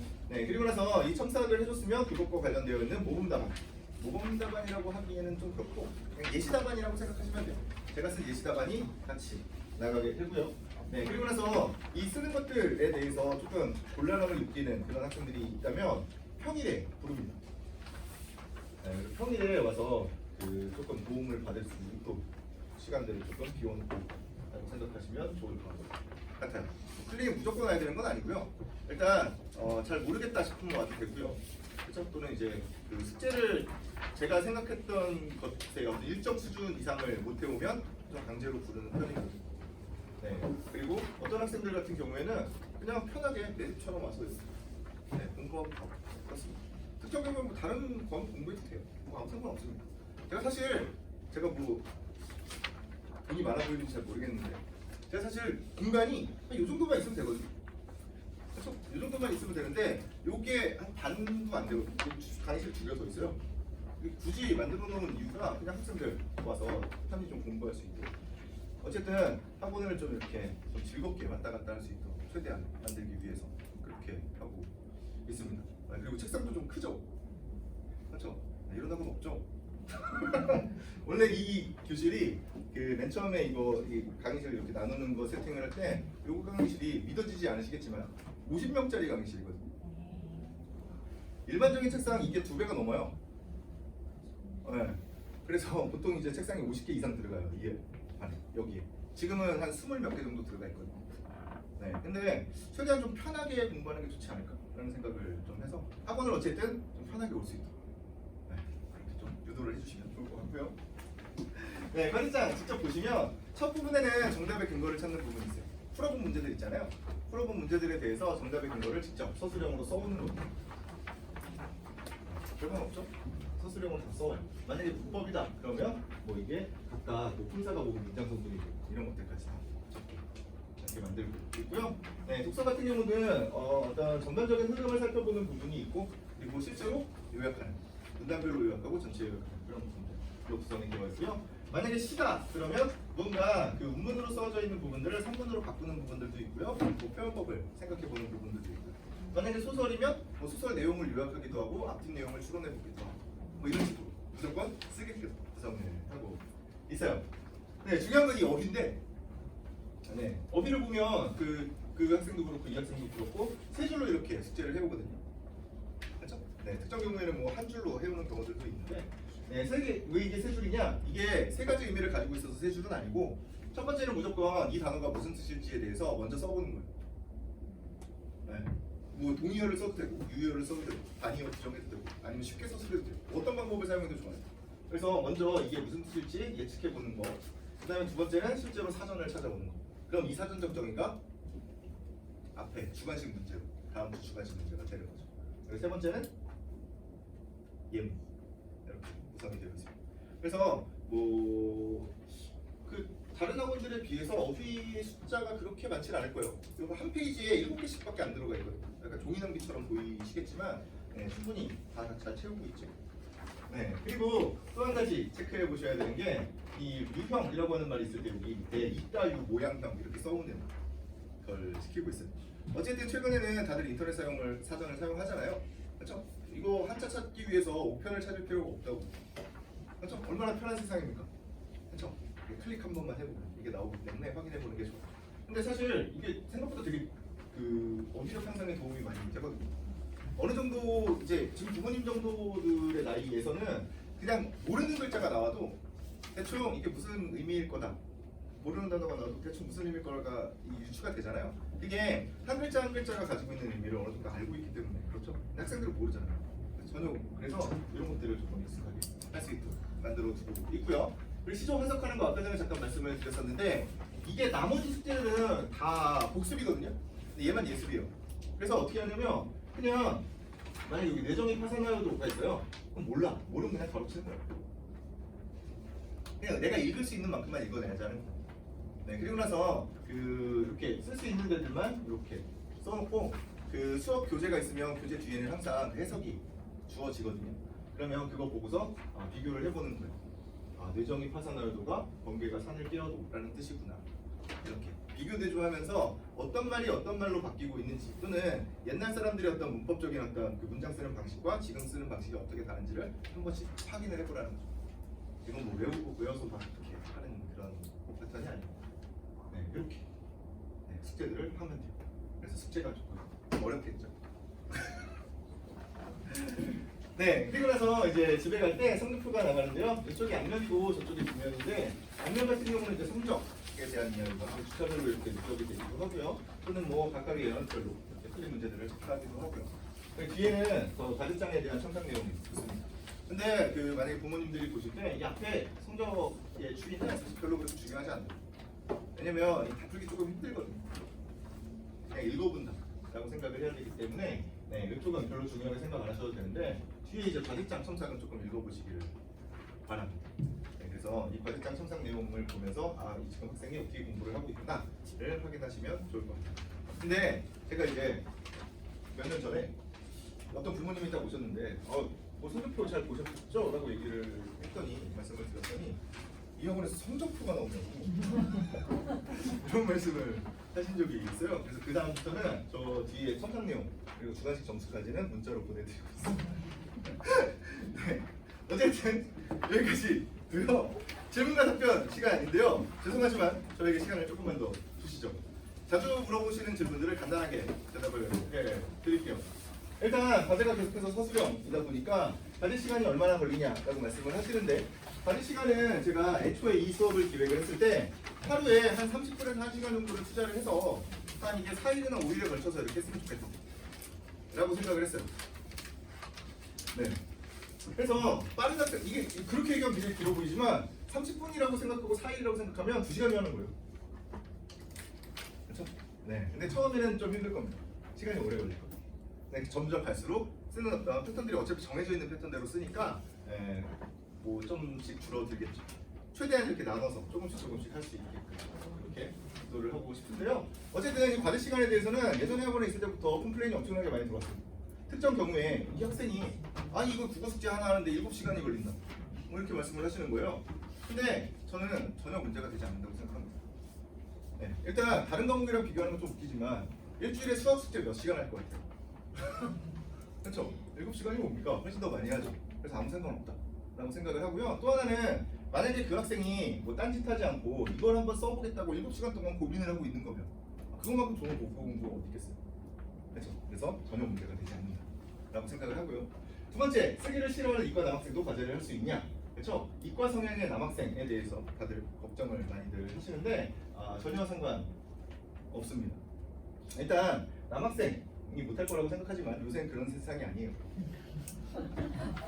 남녀의 차이가 있는 그런 세상이 아닙니다. 이렇게 얘기하면 너무 웃긴가? 네, 아까 전에 여기 PPT에 띄워놓은 그 학생 숙제 그 샘플로 띄워놨던 학생은 여학생이고요. 지금 여러분께 드린 그 학생이 남학생입니다. 네, 실제로 제가 작년까지 드렸던 그 샘플에는 더 깨알같이 쓰는 학생이었어요.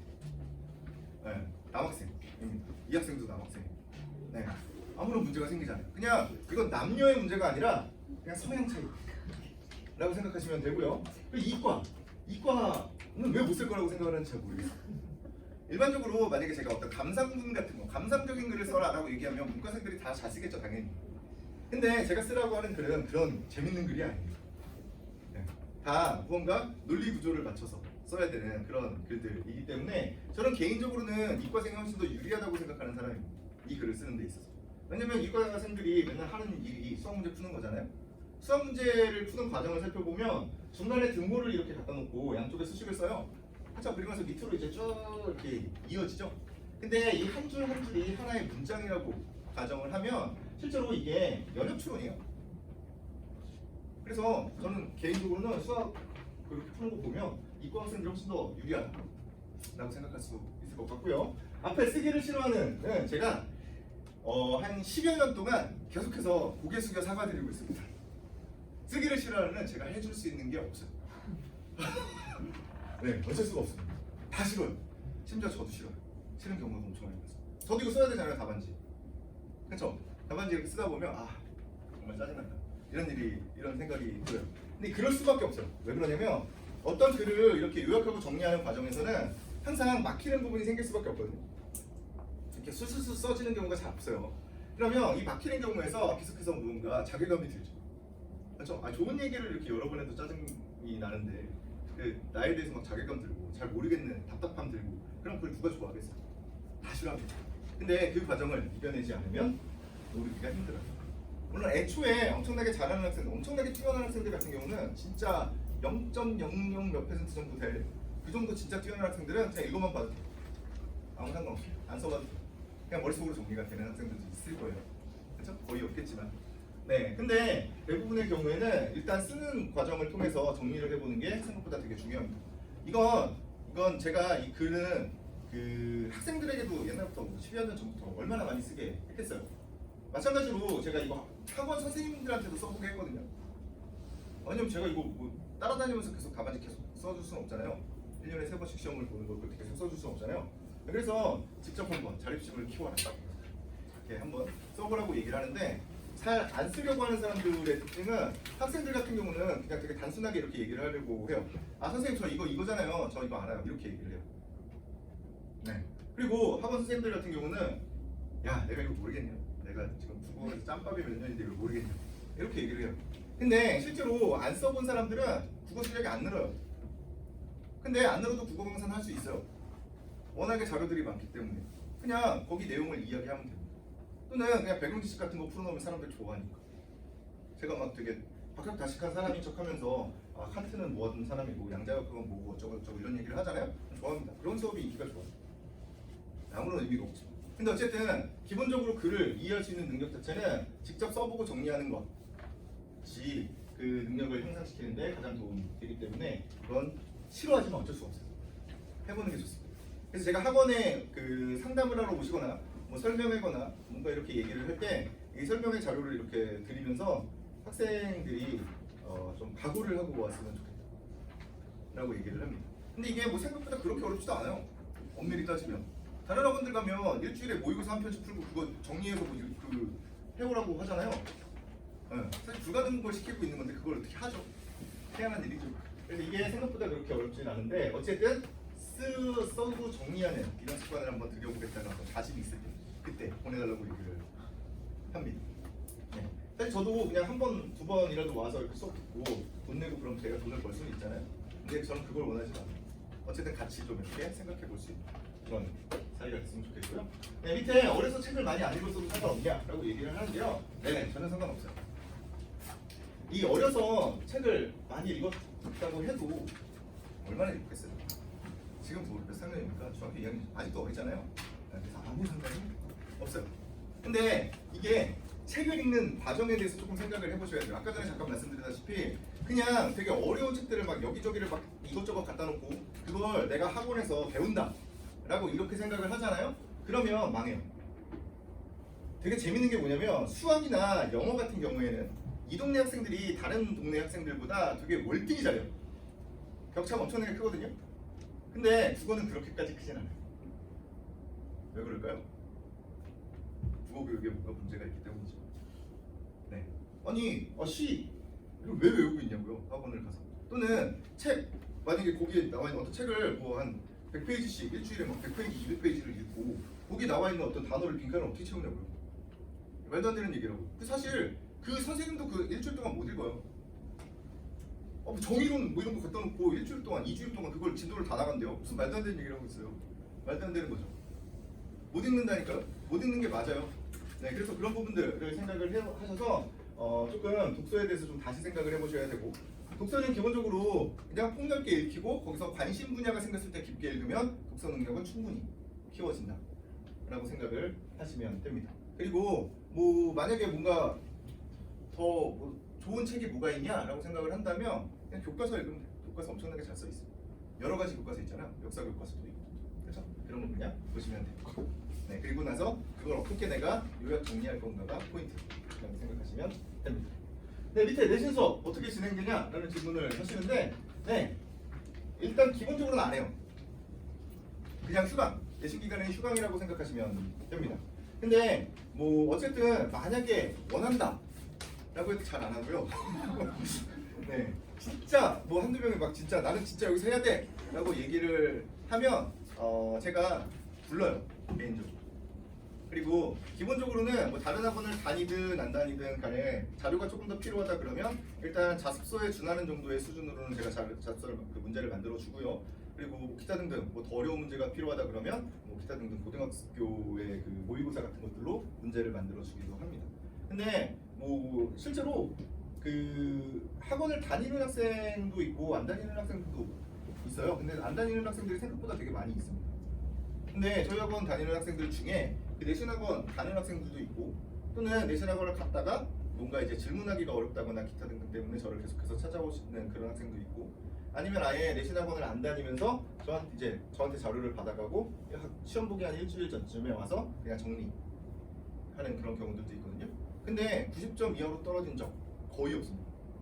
그 정도만 해도. 네, 제가 아까 전에 그 먼저 오신 분들이랑 잠깐 얘기를 한 부분이 뭐냐면 저는 사실 중학교 내신 수업 하면 저한테 뭐 나쁠 거 없어요. 그쵸? 돈 버는 거니까요.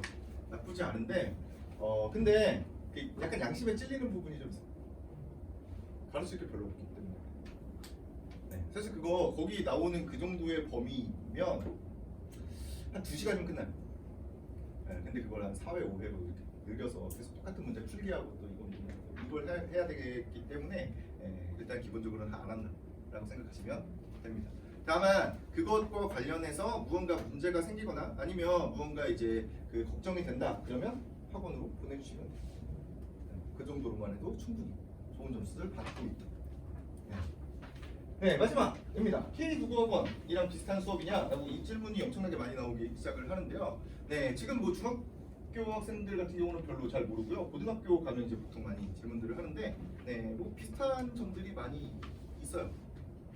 네, 왜냐면 애초에 제가 거기서 그 모든 체계들을 그때 거기 다니시던 저 그만둘 때 같이 다 그만두신 그 실장님들이랑 같이 시스템이랑 기타 등등 자료들도 다 제가 쓰고 그랬기 때문에 비슷한 구조를 가지고 있을 수밖에 없더라.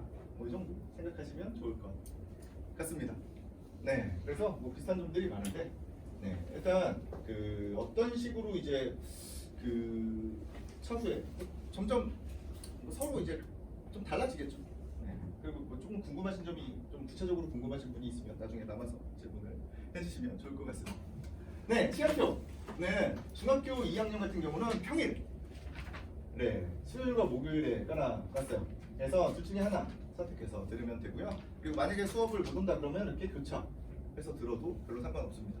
네, 물론 이제 뭐 진짜 막 인원이 막 폭발해서 그러면 문제가 생길 수 있겠지만 대부분 그런 경우는 여태까지 잘 없었기 때문에 네, 이렇게 교차해서 수업을 들을 수 있고요. 만약에 수업을 못 듣는다 그러면 또 영상을 보고 숙제 이렇게 제출하면 숙제에 대해서는 똑같이 접삭을 해주고 다 하고 있습니다.